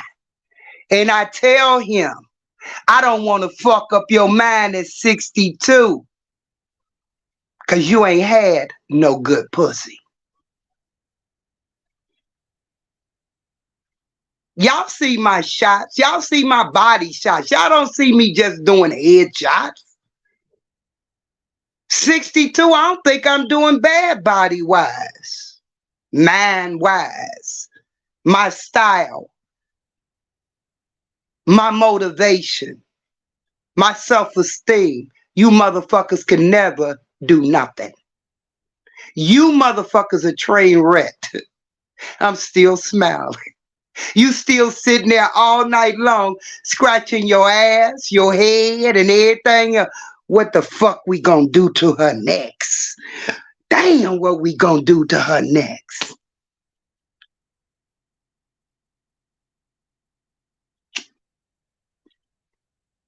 If you ain't sure what to do to me next, I tell you, Puck up your motherfucking lips, stick out your tongue, and lick my motherfucking ass. That's what you do next. Cause ain't a motherfucking thing you do affects me.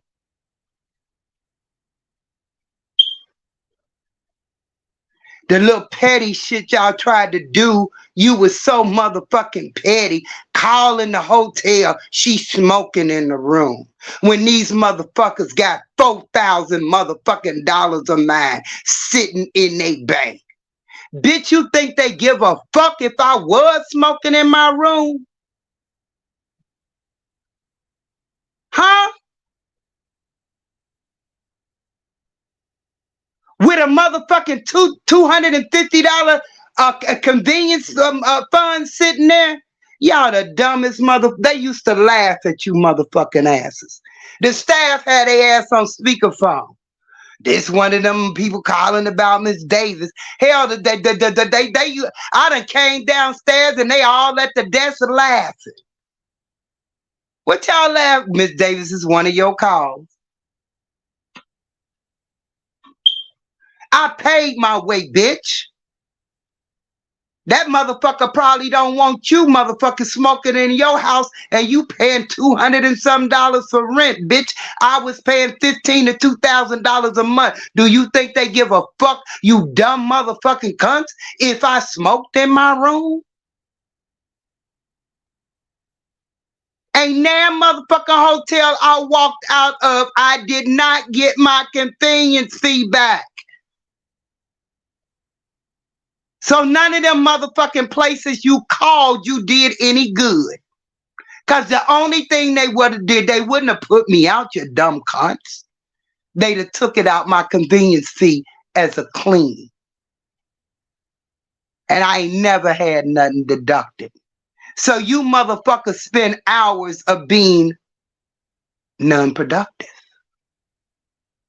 By the time you look up the hotel phone number and find out where I'm at, bitch, I ain't hiding from you motherfuckers. You ain't had to look up this motherfucking address. I gave it to you. And ain't now one of you cowardly motherfuckers pulled up.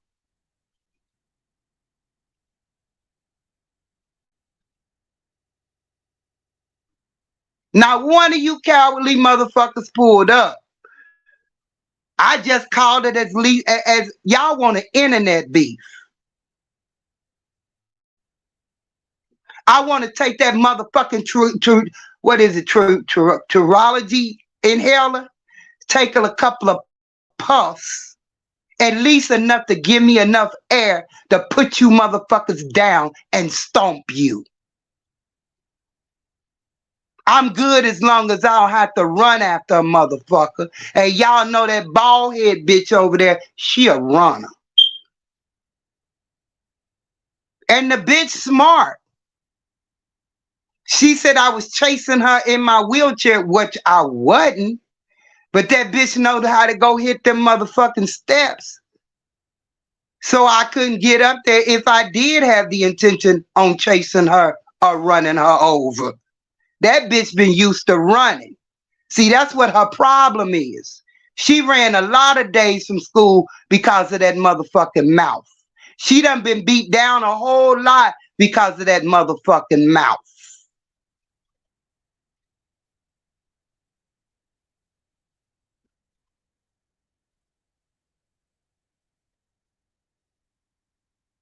And these dumb motherfuckers did what? Follow?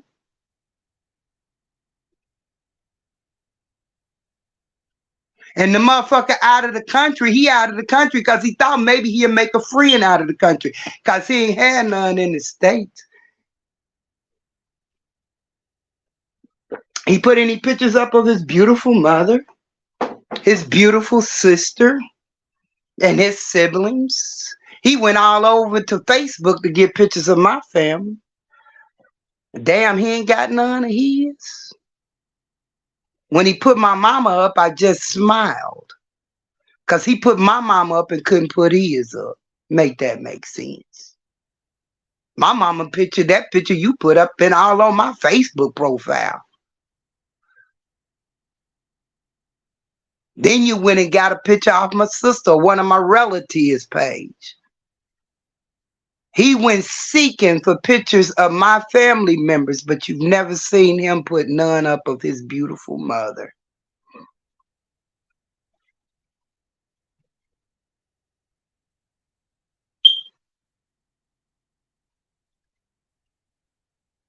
Okay, well he looking for $1. What he gonna do? Or tell all they gotta do is to make that make sense. And you just as ignorant damage assessment to come over here and tell me that. I have not had any personal contact, no over the phone contact with Monquel. Let me tell y'all this, okay? He looking for money. He needs cigarette money. He need weed money. He'll do it at any means necessary. Okay? We've only had conversation, and that's only been 2 or 3 times on social media. Through chat, through social media. That's it. I've never talked to this man. Haven't even talked to him. Put some things in chat, which is what started this. I've had no contact with Marquel. Marquel don't know nothing about me. At Monquel, whatever his name, he knows nothing about me. Okay? First of all, we've never had a personal conversation. Only thing that you can do is go and look at his video where he asked me to come on my channel. And that night I let him do the interview. That's the only contact we've ever had. So what tell all is he gonna tell about me? What he's gonna tell? That I came on his chat one day and he blurted out, "Bodacious, do you think that you can get your followers to help me buy a scooter?" And I said no. And if you look at that video, you'll see how hostile and nasty he became after that. Then I put some things what made sense to me about trying to give him information. I would write things in his chat, but that's the only conversation that him and I've ever had. The next thing I know, he's done hooked up with the enemy, which is what they do. And I don't even know what happened between them two because it's irrelevant. But don't come over here telling me about an irrelevant motherfucker. A motherfucker that ain't got nothing. These people ain't got nothing. They don't have leases in their name. No nothing. Don't come talk to me about them. That man knows nothing about me. He cannot do a tell all. We had no contact. But I bet you Ruby could do a tell all. Uh-huh. And I can too after the holiday. Who he gonna do an interview with to do a tell all? Because I'm trying to get with them motherfuckers that's got big numbers. So people can be aware of Mr. Monquel. Since he wanted, I wish he would. I wish he would.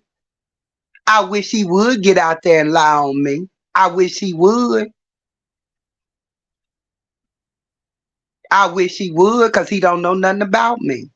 Nothing. He said I was behind the scene asking for his... Okay. Now listen now. Hey, baby, I ain't never had nothing. I have to tell him to show you that.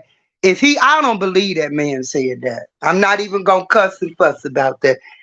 Then that means that everything that he has said on social media that them girls was saying, if he said that about me, then everything was the truth that they have been saying about him. That means that it was a reason behind Ruby sticking that knife in his gut. Okay?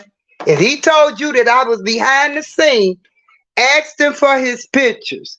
Have you seen my men in my life? My baby daddy, my husband. That ugly, dirty looking motherfucker couldn't even eat my pussy. Let alone what I want with pictures behind the scene of him.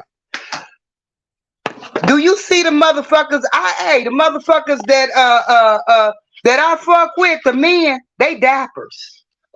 They dappers, baby. They motherfucking dappers. They ain't sitting around with a motherfucking dingy, dirty hoodie on. What the fuck I want with pictures of him? What I was gonna do with him? Now, if he told y'all that, then that means everything that he has said about Lana and all them girls that he said, that lady that took him in, I believe what they say now. If he told you that he telling people that behind the scene that I'm asking him for pictures, huh? He ain't doing that. You're lying. You're trying to get trouble started. Cause I know he ain't told no lie like that. His skin is cruddy looking. Mm-mm. The men in my life, my son, them, honey, their face was beautiful. Their skin was beautiful. His daddy and him look like a motherfucking $1,000,000 when they go to the barber and come out with their face and their skin so pretty. Not sitting over there with a motherfucking beard that look like motherfucking cockroaches. Why would I be asking for pictures out the scene when he couldn't fuck the girl to have a place to stay? He failed at performing sex and told it, motherfucker, please. Motherfucker, please. If anything, he wants some motherfucking Viagra.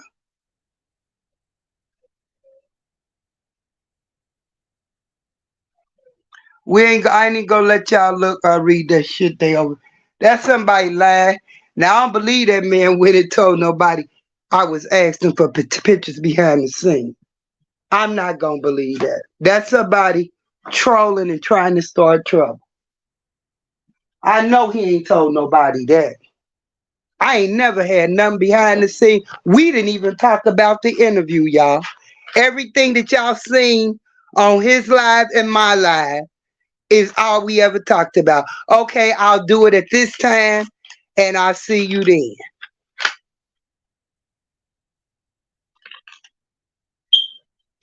Georgia girl, that ain't none of your motherfucking business. I didn't want to, I did. See, bitch, you ain't got the facts. Georgia girl, I didn't ask to interview him. Go back and check the motherfucking videos, you stinking cock bitch, and then come back and talk to us, okay? Because I never asked that man I didn't ask to interview him. Never, ever. If you look at it, he asked me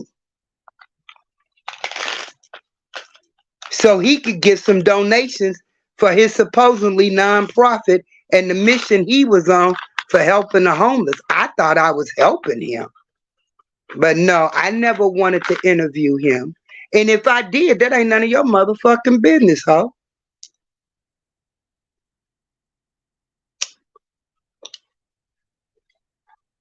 See? Now, why is they over here? I ain't understanding that. Poof be gone by, right? All he did, you see they all in my chat, right?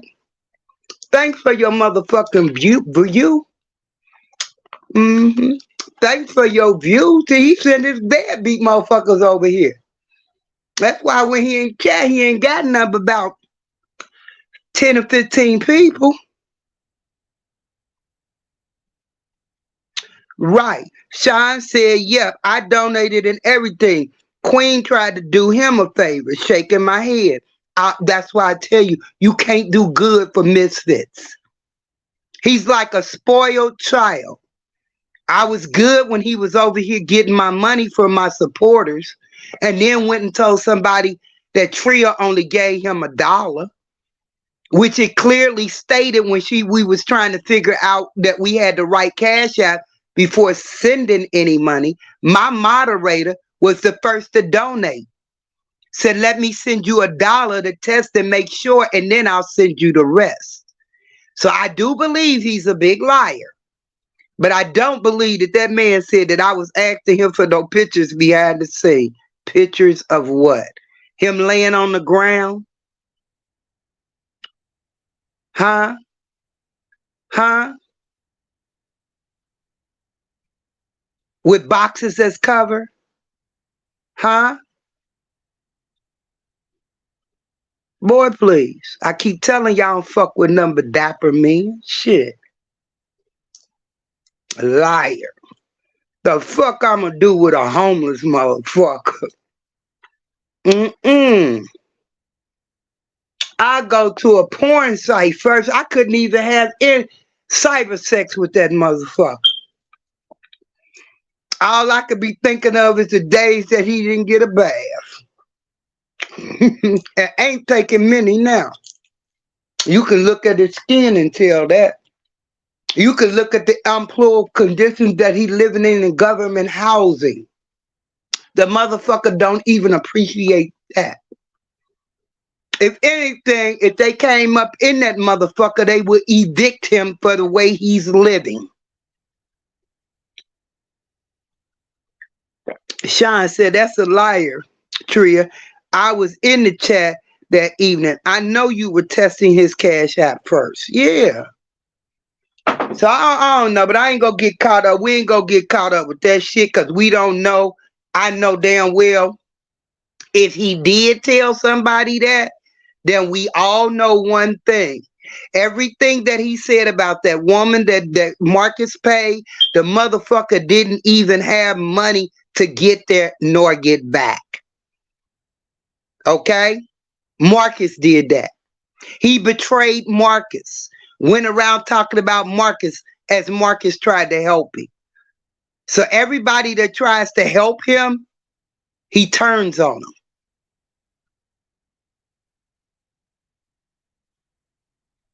He's got mental issues. I just want to know, Ruby, if you on here, it was that mouth of his. That mouth of his. Because I done heard him. I done heard him threatening women on social media. He probably threatened poor Ruby. Ruby, why did you go for the stomach? Because I'd have went for that motherfucker brains. He ain't using them for nothing.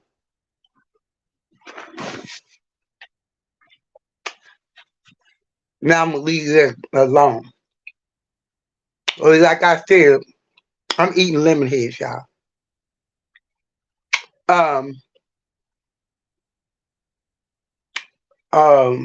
He ain't said that. I don't believe he told nobody. Me and that. Ooh, I just swallowed a whole lemon head. Me and that man ain't never had no conversation behind the scene, no nothing. Everything we did was right in the open on his live. That's the only time we communicate. And that was through me typing and through him speaking.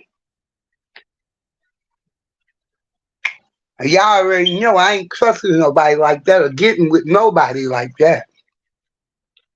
Mm-mm.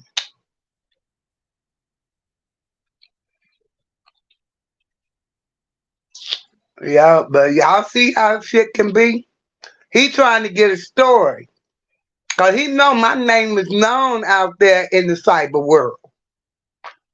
Mm-hmm. He's doing just like the rest, piggybacking. Because he ain't got no content. People tired of hearing about how he slept outside. How he survived. Mm-hmm. And he's still, how many days he been in that apartment? He ain't found no work. He says because of his injury, he don't work. Huh? Let me tell y'all something. I'm going to tell y'all this story about a man. A real man. Going to work to take care of his family. A piece of cement slab hit him in the face. He had an accident. His mouth was wired. His whole face was reconstructed. They said he won't live. And if he did live, he gonna be a vegetable. He was a cook. He was a cook, head cook, meaning he stood on his feet all day. That means he was moving and hustling all day because he was the head cook. That means he had other employees. Bitch, he went back to work 6 months later. On top of having a heart condition. Didn't I say they say he wasn't going to live? He was going to be a vegetable? He was doing labor work. So, okay, you can't do labor work. This is how I think.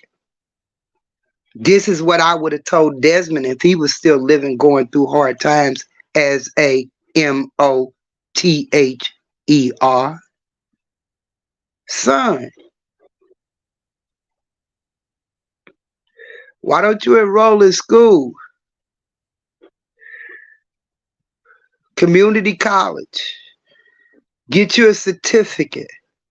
Get you a certificate in something that does not require you to do labor work, since that's his excuse.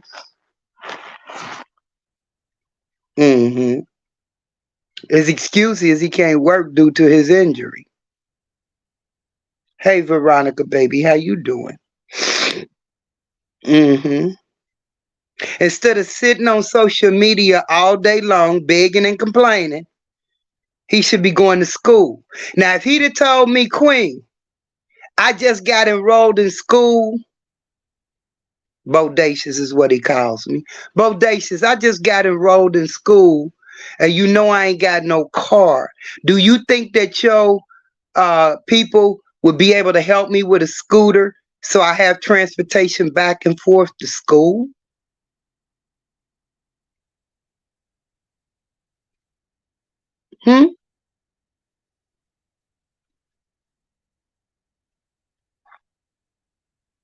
You late, Lori. He's not a victim. I am the victim, and one day you'll know the story, and you'll look like a big ass dummy. One day you'll find out the full story, and you'll see who the true victim is, okay? Okay, Lori? Other than that, bitch, gone back to sucking dick. You took a break. Go brush your teeth and gargle with some bleach, bitch. But now I would have considered, even if not even coming and asking my supporters, I'd have donated something. Because I'm good at blessing somebody when I get a blessing.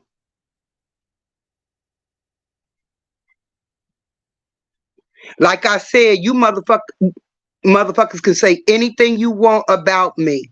My people will tell you, through everything that I have been through, I've never posted my Cash App and asked for not one motherfucking penny.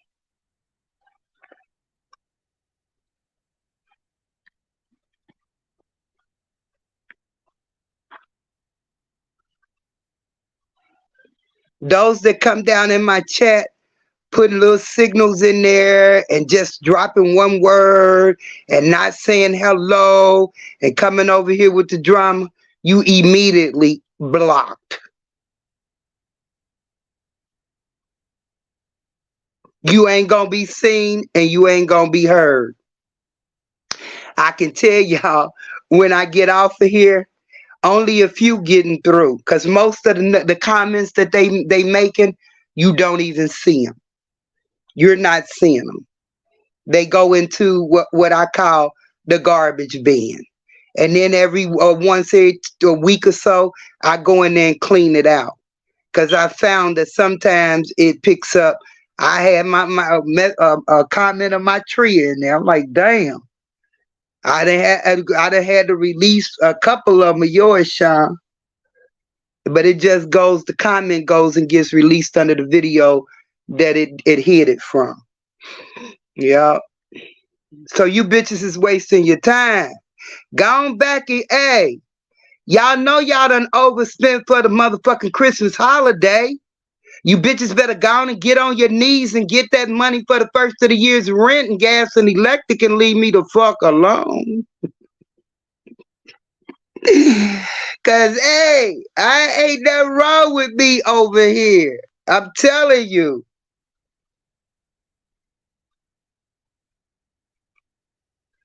Tree, I gotta share with you what I did. I think I told you though. I think I'd already told you what they said about going up, coming back. Yep. Yeah, I just have to release them. So if at any time you type something and you don't see it in the comments, that means that it went into that. And the only way it'll be seen is if I show it. And I just delete them. Some I release, and I'm gonna be honest with you. Some I release, and the reason why, when they say something real stupid and dumb, I release it under that video so that they can see that they a stupid ass. They the only one that has something stupid to say, so they get the biggest dummy award on that video. You dumb fuckers. I start having fun with it. Veronica said, let them have it quick. I ain't really let them have it. I'm just being able to vent. You know what I'm saying? Cause YouTube don't mean a motherfucking thing to me. This is not my place of business anymore. So as long as they'll let me come over here and cuss these motherfuckers out, that's what I'm gonna do.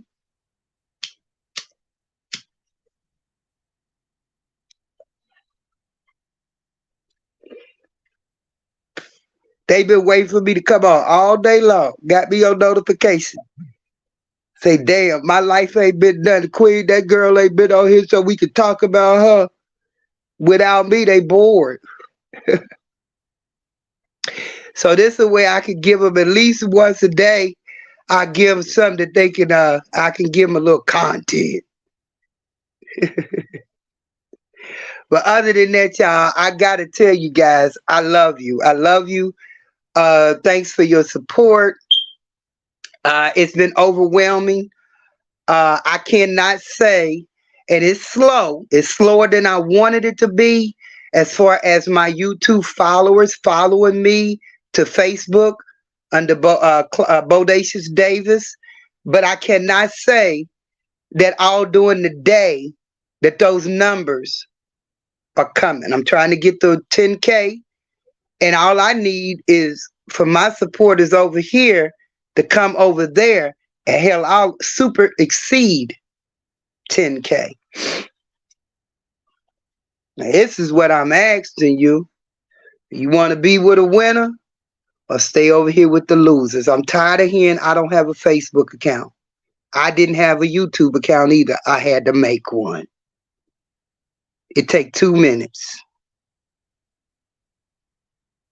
I love y'all. I do. I thank y'all for supporting me. It's been some that I got supporters, and that make me feel good. That's been here since day one. I don't have drive-bys. I don't have drive-bys.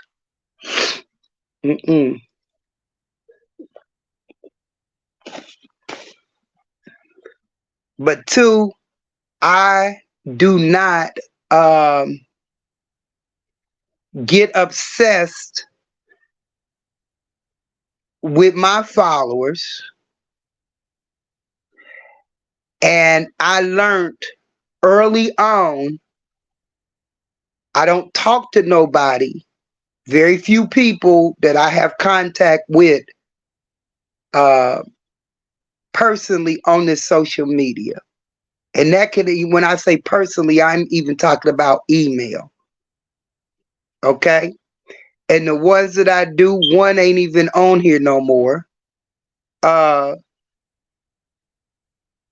She's on Facebook. Then I got another one from YouTube, ain't on here no more. You know, because people, real people, when they get frustrated, they walk away. Some people can deal with the social media thing, and some people say it's just too much. You know what I'm saying? So that happens. you know, and those are basically the ones that I have kept in contact with. You may not see them here, but I'm in contact with them.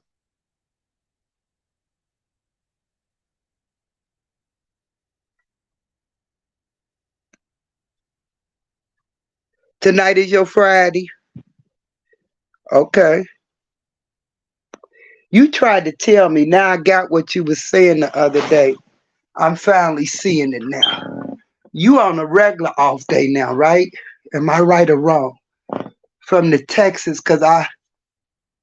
and then you be saying Wednesday is your Friday. So you on regular off days now, huh? I mean, they done tried to take Tria away from me. They done did everything. They emailed my baby. They harassed my baby. They was sending emails. They was trying to track her down. And I guess they wasn't getting no response because they wasn't even trying to fuck with her through the right email. I mean, just as recent as a couple of days ago, she getting emails and shit. You know, they done tried to tell her I talked about her and everything. Ain't nothing work. For one, she a leader. She ain't nobody's weak ass bitch. Did you hear me? She ain't nobody's weak ass bitch. And how I know she loyal, cause of how deep y'all dove to try to take her away from me. She got a mind of her own. Did I say she ain't a weak ass bitch? Two bosses hooked up together. And we gonna be an awesome motherfucking team. She ain't going nowhere. Before we let this motherfucking social media fuck with our friendship and our relationship, we'll get off this motherfucker. And we'll enjoy each other in motherfucking real time. Do you hear me? Leave her the fuck alone. She ain't no drive-by bitch. She's a loyal black woman who her own motherfucking boss. Who you motherfuckers could never compete or compare to. See, you motherfuckers riding around with all them drive-by motherfucking people on your team. She ain't going no motherfucking where. Believe that.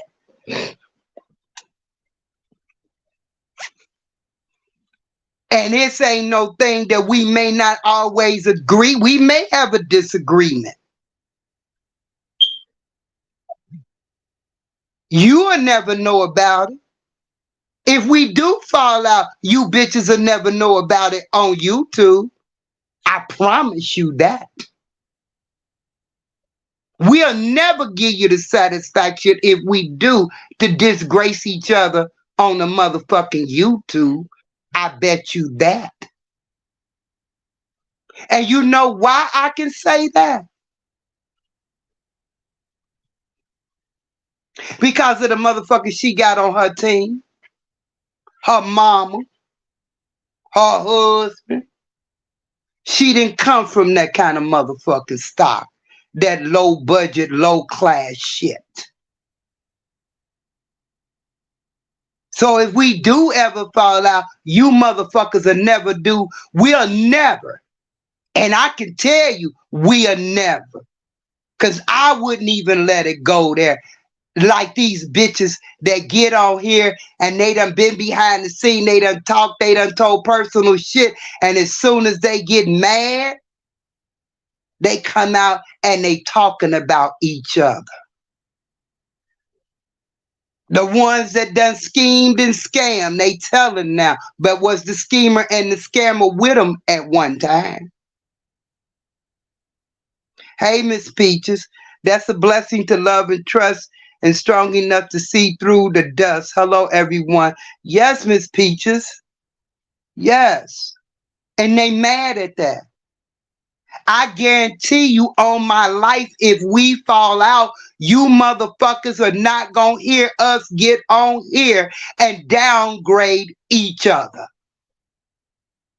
Because you can't love a motherfucker one day and hate him 24 hours later.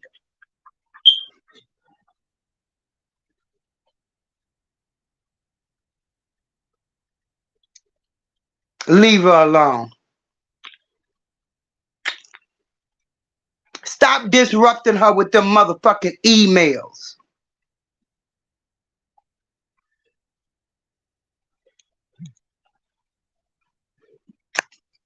Now y'all going into my son-in-law time. Because why she reading them motherfucking stupid ass motherfucking emails, because you bitches ain't got no dick. She got some. She should be over there fucking handsome, not reading no motherfucking email because a dead bitch ain't got nobody and nothing to do and interrupting her. Get a life, you no grade, low class motherfucking bitches. And you motherfucking men too. Low budget, low class. Ain't no men on here though. I ain't had not one trouble out of not one man. And that's the honest God truth. And when I say man, I mean man. One that ain't confused about itself. And I done told y'all, I ain't got no issues.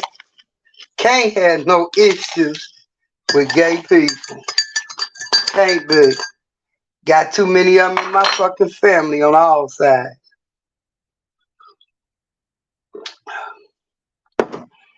Shit, I done met some of them little bastards out there. I can't say nothing. But you motherfuckers that was emailing me about that situation and that bitch, listen at this. Like I said, I got too many motherfucking gay ones out there. I'm even running into the bastard ones nobody know about. God damn. While y'all was harassing me about that police situation. Okay? Leave me alone, y'all. Leave me the fuck alone. I'm out here telling you, I cannot be prejudiced against gays. Like I said, I got too many in my family. And then some of them little bastards they done dropped off out there, they be gay too. God.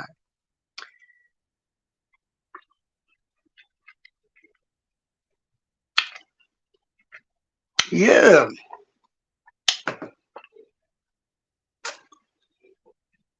Tria say, and handsome, and my mother love you too.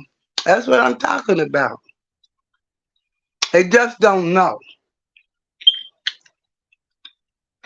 When you find motherfuckers that's loyal, they ain't going nowhere. And I done had a lot of motherfucking loyal people on my team. Why you motherfuckers say y'all all this, but you don't even know how to choose a motherfucking friend? You motherfuckers better stop buddying up with these motherfuckers on YouTube because you looking for a click and a motherfucking view. I ain't never needed no motherfucking marching band behind me to make me feel good about myself. When I strut out this motherfucker and I turn around, ain't no motherfucker behind me. That's why I call myself bodacious.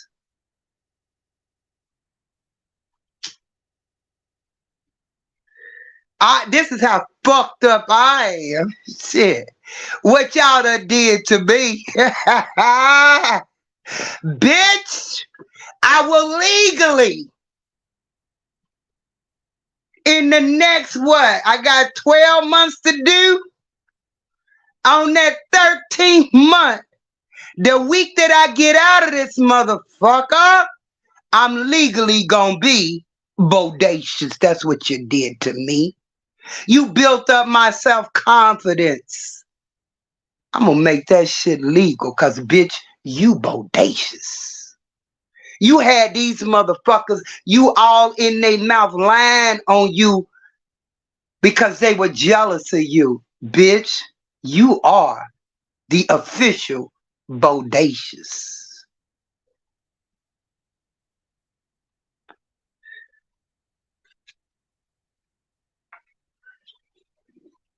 I'm trying to decide. Listen to this, y'all. I'm trying to decide whether I'm taking and dropping my birth name and adding a new middle name. They got me all fucked up over here, y'all. Cause guess what? If I drop the middle name, bitch name gonna be Bodacious Queen Davis. If not, I'm dropping the middle name and I'm gonna be Bodacious Davis.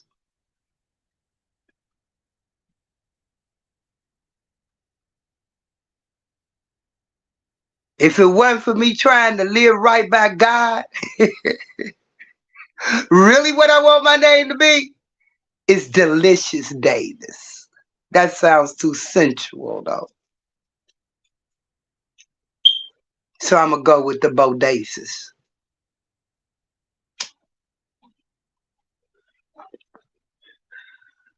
You bitches that do that, y'all didn't tear me down. Y'all boosted me up, bitch. You bad. You had these motherfuckers calling and spending days and hours on you, bitch. You bad. Oh, my Dean and Rosa says, good to see you back on YouTube, Queen. I ain't back on YouTube, baby. I'm, excuse me. I am officially introducing myself to Facebook. I got 8,600 and something people waiting for some good content. It's slow because I ain't never been over there with no real lives and stuff. So I got to get some content to get them on. But no, this is all I can do. I can come over here on this yard string and I can cuss these motherfuckers out. And YouTube can keep putting it on kid restriction or something like that, and eventually they gonna stop me from being able to come over here too. Cause this is where I come to vent on these cocksucking motherfuckers.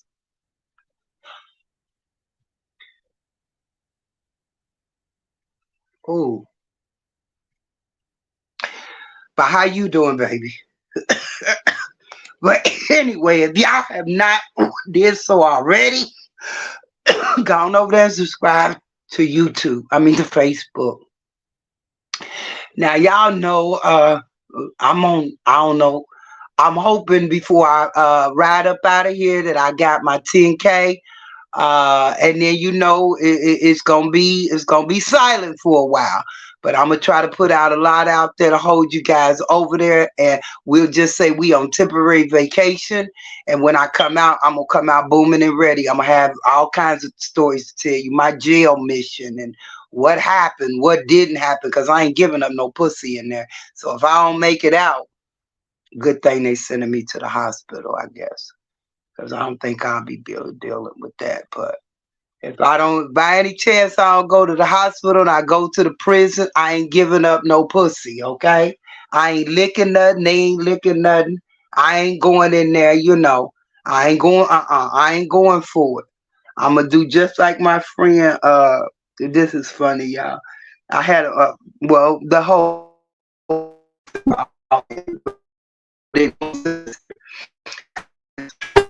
like,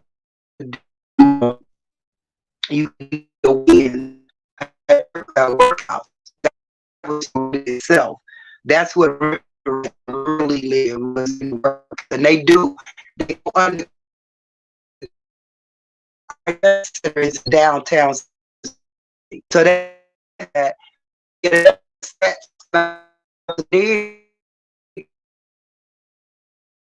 now I happen with like in Cincinnati, between Cincinnati, Kentucky, Ohio, and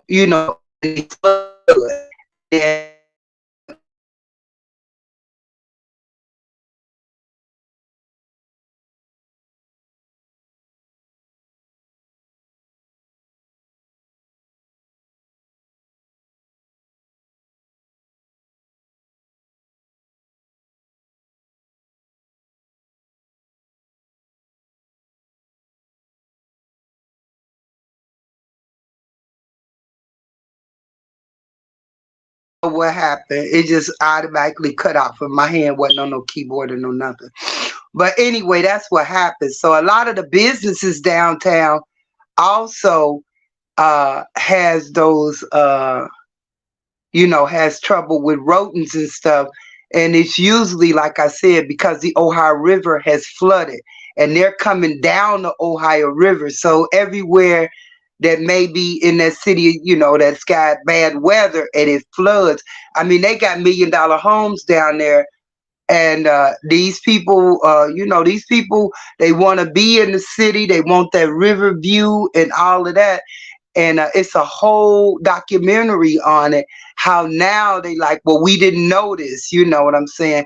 But see, now me me I want that view. I want that river view. It's beautiful.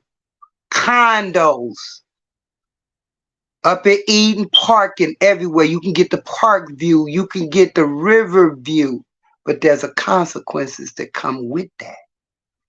But listen at why I know not to go there.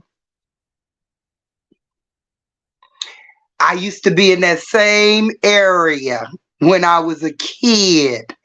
My stepmother was raised in that area. East End. Yeah. Use East End. Her dad bought their house in East End when they moved in for $2,000. Now it's $1 million homes down there. But I know only reason why my stepmother in them house did not flood is because they lived up on a hill over the railroad track. Yeah, good old days. Going to spend the weekend and we get there, daddy can't go. Oh, my dad was something else. Oh, my dad was something else. Get down there and the train is coming toward the track and we can't get up the hill. Shit. He knew how to take Central Parkway. And there was a road. The road led to my grandparents. I ain't never called them steps. I ain't gonna start calling them that. They my grandparents. And it was a road, but there's a little road. That little road people didn't know went to Central Parkway because it's a sign there that says "Do not enter." It says it from their street, and it says it from Central Parkway. Shit. Mr. Jamie said, "The hell with it." He knew how to take it. Shit. If he knew the train was there, he just keep on down Central Parkway. I missed that. Y'all might go over on my Facebook page, and I had did uh a cartoon, no, one of those game things, and it was, what was it? Who inspired you the most? And in other words, who pushed you the most to be able to follow your dreams and things like that? That's basically what it was. And it came up and it said, your daddy. I put on it before I posted which one.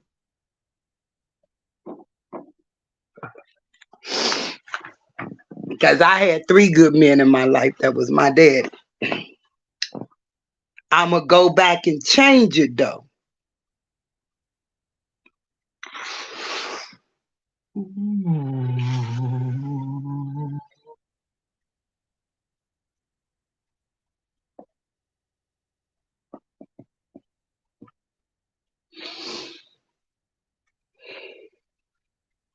Willie Ward,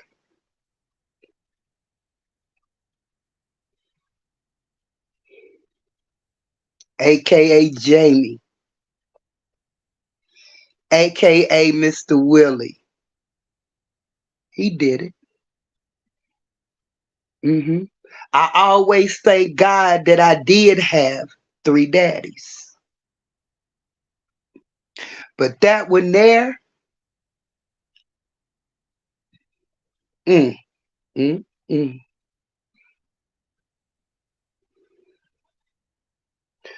Willie Ward. Did you hear me?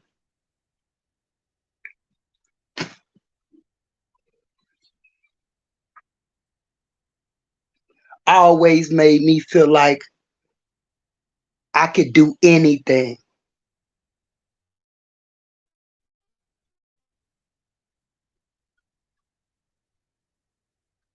Motivated me. If I doubted myself, he said you can do it. Simple things. Fussing at me because I burn up engines but not changing my oil on my vehicle. And telling me you can do that. You don't need nobody to change your oil. Now remind you, my daddy was good at cars. He could build one. I'd never seen the only car that I've ever seen my dad with in my whole life. There was not a souped up Chevy that he made, was a little bitty station wagon that he ended up getting at an older age. That is the last car that he had. I think my stepmother, when she learned how to drive at about 90 years old, she ended up buying her a car. But I ain't talking about that. I'm talking about him. He built Chevys, cherry bomb mufflers. Oh my God. Oh my God. But it was that sports car. It was that apartment, them two apartment buildings.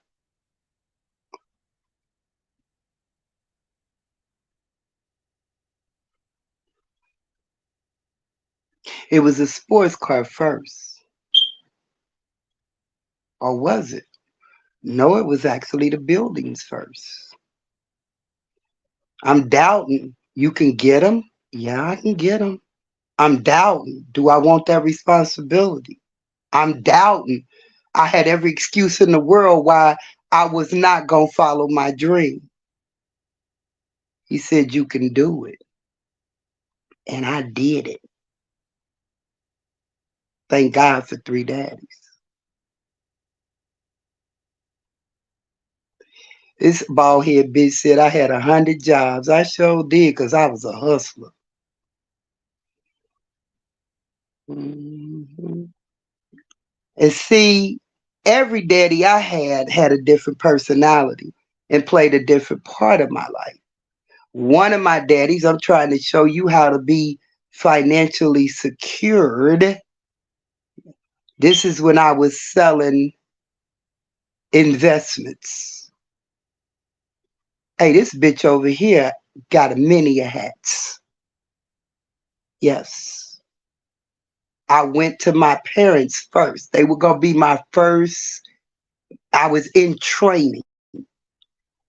They was going to be my first to see if I could sell them this IRA account or whatever account that was going to fit them based on their financial situation and wanted. Okay? Remind you at this time, my parents had bank in the money in the bank. Let me tell y'all about this. And I'm going to be honest. And when I say this, I'm not speaking of color. I'm just using it as a figure of speech, as they always do. Y'all done heard it before. I just want y'all to know I ain't being prejudiced when I say this, because ain't no way to say it but to say it like this. So when I went to my parents, my mom, she all for it. And I'm going to tell you this about her. Tell you about Glow. Hey, Glow gonna roll with me. She rolling. Because I ain't never failed her on no trip I ever took her on. She always benefited. So she ready. But she can't make this decision all by herself. Pop say, nah. Okay. I walked away. I went to another lady. I ain't gonna call her name either because they done tried to put shit out here on her on social media to try to throw a dagger in our relationship. You know what I'm saying? But anyway, I went to this other lady. I had to do the demonstration for her to her with the manager. This is my second client. Now you get your own client This ain't nothing like you get your own clients. It's almost like having your own business, okay? So I go and I get this one and I do my presentation to sell her this, we'll say IRA, okay? I don't remember what I sold her, but we'll say it was an IRA account. hmm So let me tell you about the bank. See, I'm going to go back to the bank and my parents. My daddy was too damn dumb to understand that his money ain't sitting in the bank for no reason. The bank is drawing interest off your money.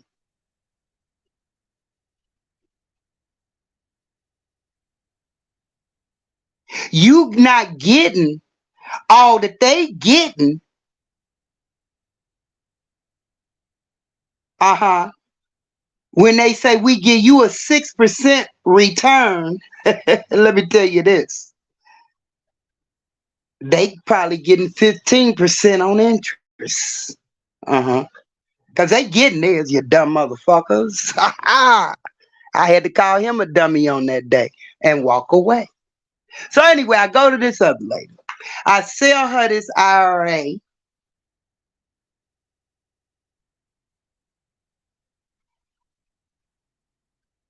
And the manager begins to speak to try to close the deal. You all, if you ain't been out there, you don't know what that we use that close the deal and closing the loan. Close the deal when you selling something. So he gonna close the deal and wrap it up. She say you ain't got to go through all of that. She say I trust and believe and back her in whatever she's doing. It was putting $100 a month in there. Think she did $150 a month. Okay, I didn't, me, I jump all over the place. I let that go because that wasn't my job. That was my hustle. Okay. 6-figure potential. But I hate to have to go and convince somebody of any damn thing, especially when they don't listen. So that wasn't going to work for me. That was just frustrating me. I'm trying to tell these dummies how much they losing, but they want to give it to the white man instead of get it themselves. Okay, and I'm gonna tell y'all how I learned out about this. I got to tell y'all that when I get finished with this. Don't let me forget. So, anyway, now we done went probably 7, 8 years down the line. I'm into being a mortgage broker. The same person that did that IRA came to me, who used to do the same thing that I do, real estate investment, but's ready to retire, ready to do, I need a single family flat house. Something with no stairs. Now, remind you, I got my real estate certificate too now. I've been to real estate school. Bitch, I had 100 jobs. Yes, I did. Bitch, in 2002, that's what made me make my first 6 figures. Bitch, I said 2002, not motherfucking 2024, and these motherfuckers just now making it.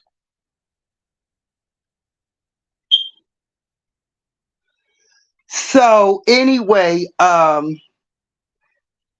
we did her thing and everything. I actually, a house became vacant, and I showed her where it was, and she said she liked it. So not only I done helped her find this flat that she wants, house.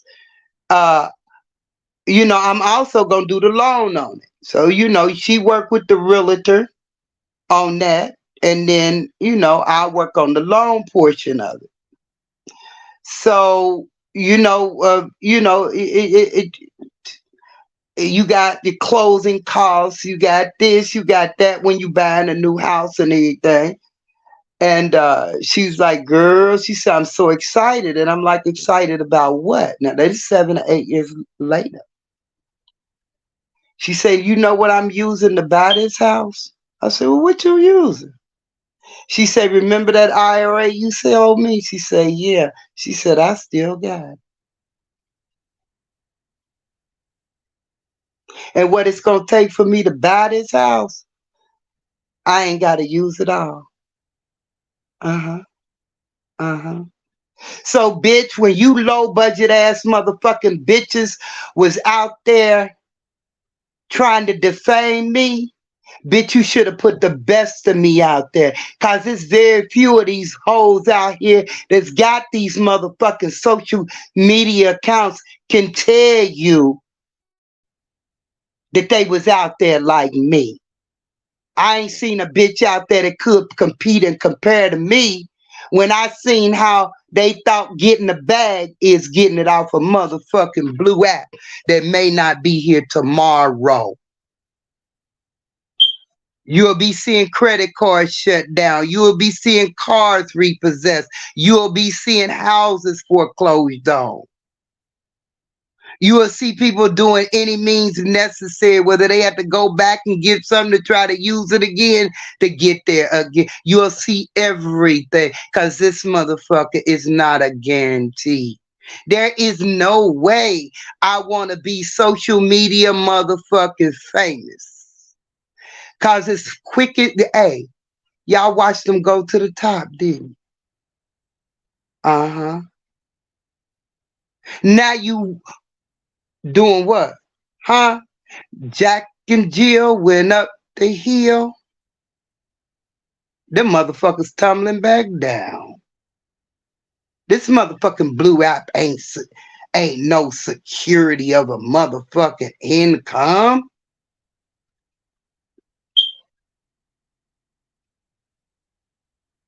But these motherfuckers ain't never been able to eat at five-star restaurants, get on a plane and go nowhere. So they think they living their best life off of social media. But anyway, she was able to get her house. Okay. Um, and was happy with it. Got it. Still got it. Got other properties and everything. 'Cause like I said, it was basically doing the same shit that I do or was doing. Stupid that I ain't still doing it. I let frustration, well, I ain't gonna say so much as frustration. I think my backbones, after I didn't have my dad and my uncle, I just felt like, hey, I was out there all alone in this big old world of owning these apartment buildings. And, uh, they both of them, well, one ended up had to have surgery on his legs. That's the one that played pro ball. Um, and running well, he was already somewhat bow-legged, but he became very, very, very, very bow-legged out there on that football. Hey, I'm a brag. I'm a brag. I'm a brag. I'm a brag. I'm a brag. I'm a brag. You know my maiden name is Ward, right? So this Ward brother, honey, was a professional football player for the Cleveland Browns. Okay. And my uncle got fucked up hands. You know what? His hands, when he put up his hands on his right hand, it looked like he holding a football. That's how bad it fucked him up. Uh-huh. My uncle graduated from the same school I did, Robert A. Tad. Hmm. See, this is what these motherfuckers on this blue app ain't got, and I got, and I brag about it. I sure do. When I walked in high school and had to take gym,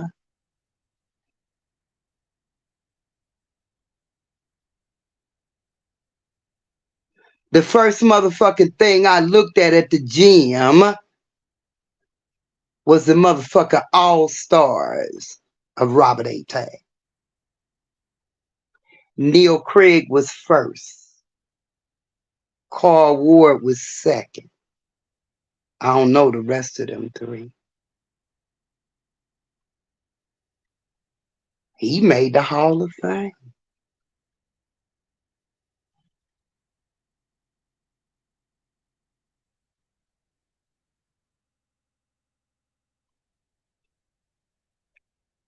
That's who I used to wait for to come home from college.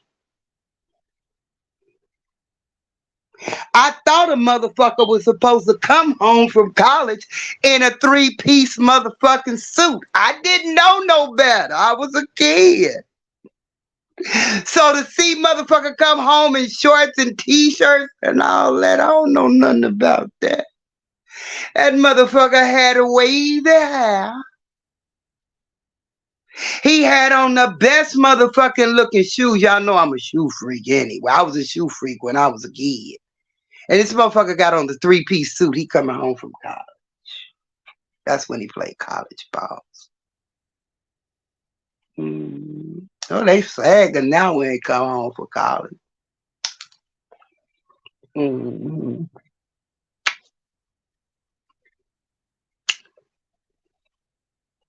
The best thing that I had, now a lot of the women in my family were not successful.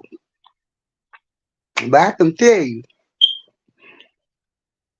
I was surrounded around a lot. I ain't gonna be able to eat these lemon heads and talk. Hold on. But men, they did what they were supposed to do. Not sit on a motherfucking blue app and think they gonna become a star. They knew that they had to be leaders. And that's what they did. Because in this inner city, without the example of these leaders, these men, Cincinnati wouldn't have had all of this. Girl I grew up with, her son just became a judge. He came from the ghettos. She came from the ghettos.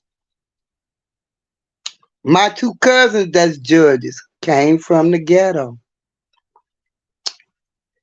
My cousin that was the mayor came from the ghetto. Didn't even leave the ghetto until he became mayor. His daddy, House Majority Leader, came from the ghetto. Retired in the ghetto.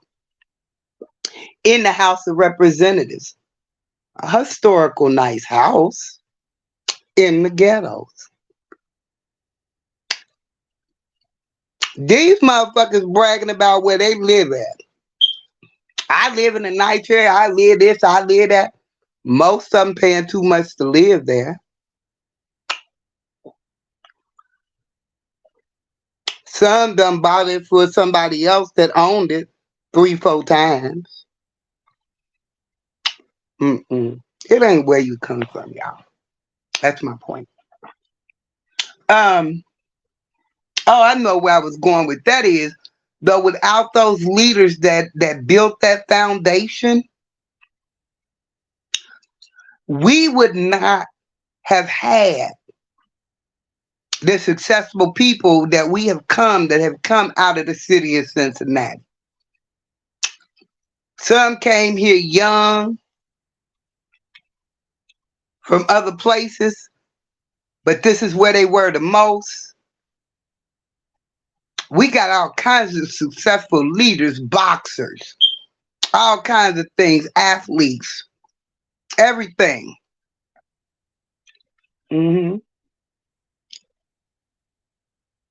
Reverend Shuttlesworth. Y'all know who he was?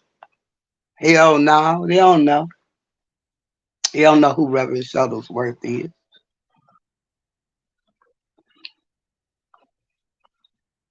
Reverend Shuttlesworth was side by side with Martin Luther King. He lived in the ghettos. He moved in the ghettos after marching with Martin Luther King. He had his own church. His legacy lives. They got Shuttlesworth. What is it? Shuttlesworth something. He got a street named after him. Fuck what you heard. The Honorable William L. Mallory, my grandmother's baby, has a motherfucking highway named after him. Fuck what you heard. Why y'all didn't pull out them kind of stories? Huh? Fuck what you heard.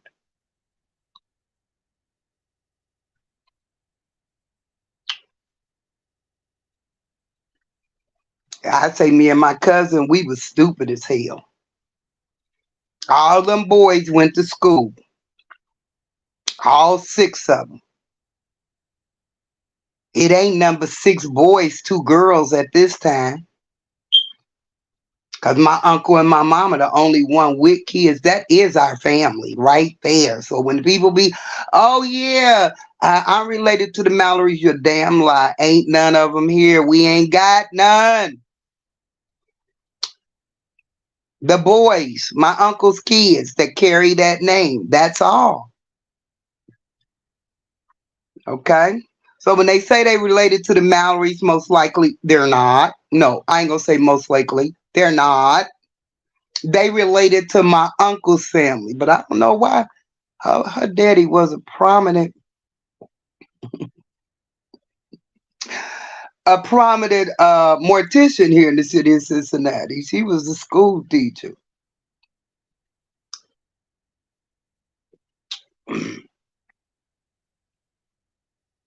I don't know why my phone keep doing all this stuff, y'all.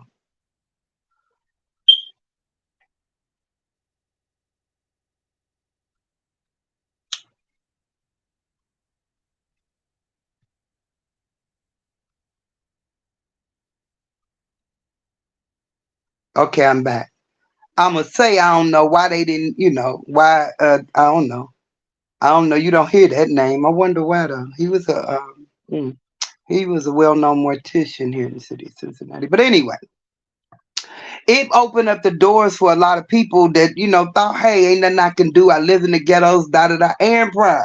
Okay, A was from the hood, Avondale, over there, living probably what a couple of streets over from Fred Shuttleworth. Jerry Springer wasn't born and raised here, but spent a lot of his life here. He was our mayor too.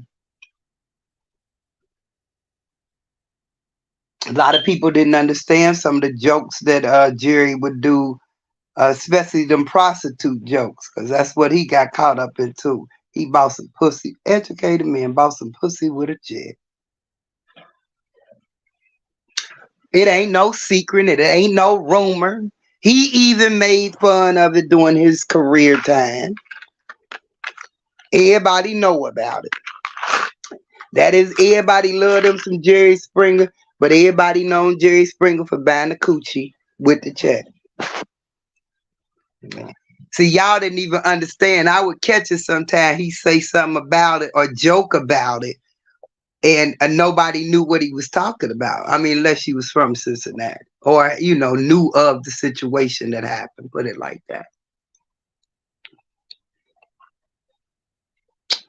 But anyway, it's been real. Me, Bodacious over Davis over on Facebook. We don't talk about nothing about YouTube. And I'm going to say this. Fuck what you heard about Bodacious. Come see for yourself. Good night.